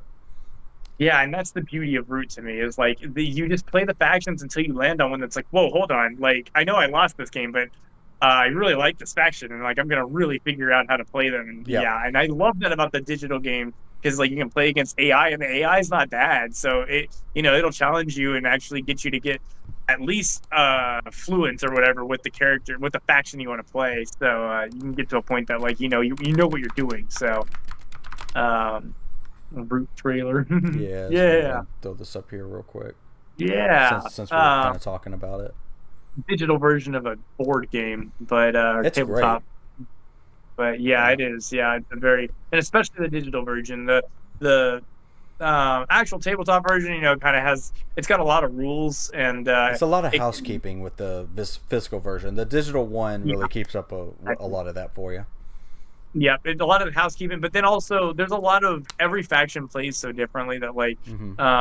the Very game asymmetrical. really railroads you into like you do this, then this, then this. And it's like in the board game version, you have to keep up with that yourself and you're always like Hmm. double checking you're doing the right thing in the right order, and then you're gonna inevitably mess up once or twice. And you know, the digital game will alleviate all of that. Oh So yeah, I really, really like it. very And then easy to the pick up and addition of play. having yeah, the addition of having AI that's like actually really interesting, like competence or whatever, and because they have like sort of an AI thing with the tabletop, but it's they made them overpowered. So, but with the digital one, they don't feel overpowered. And yeah, and it's just a really, really good learning tool. And then you start playing against people, and yeah, have a good old time. So, Absolutely, really, really like it. The game goes much faster on digital. So, yeah, can't recommend the digital version enough, to be honest. Love absolutely, it. wholeheartedly agree. Going into our next segment of the night is the free games of the week. The segment where we go into the Epic Game Store and Prime Gaming to show what free games that they're offering for the week and beyond. These are games that you can just simply go into, like have an account with the Epic Game Store at the very least, and you can just simply pick it up. Let me go ahead and pull that up real quick. This week they're offering Freshly Frosted, never heard of it, and some sort of Rumble Club.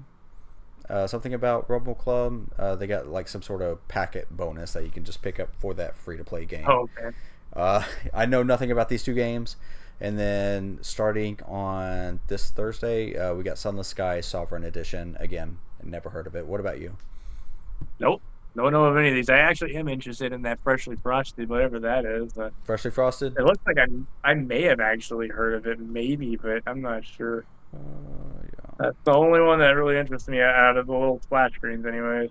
I don't even know what this is about. Donuts? About donuts, I guess. Sugar treats? Yeah, what in the world? Yeah. Oh, is it like a Factorio kind of game? So, Okay. Interesting. That is not what I expected. I'm not gonna lie, man. That's interesting. Interesting. Okay, cool. Okay, it's sort of a puzzle game. All right, yeah. So I'd be interested in playing that one potentially. Yeah. And then over on Amazon Prime, if you have a Prime account, you can pick up these games. And then if you lose your Prime account, you can still keep these games. Believe already. I'm not going to go over every game listed here, but you can just check and see. Are there any standouts for you? I mean, well, I don't know. Weird West is one that I actually own that I need to play. I've heard good things. Sort of a top-down action adventure kind of game.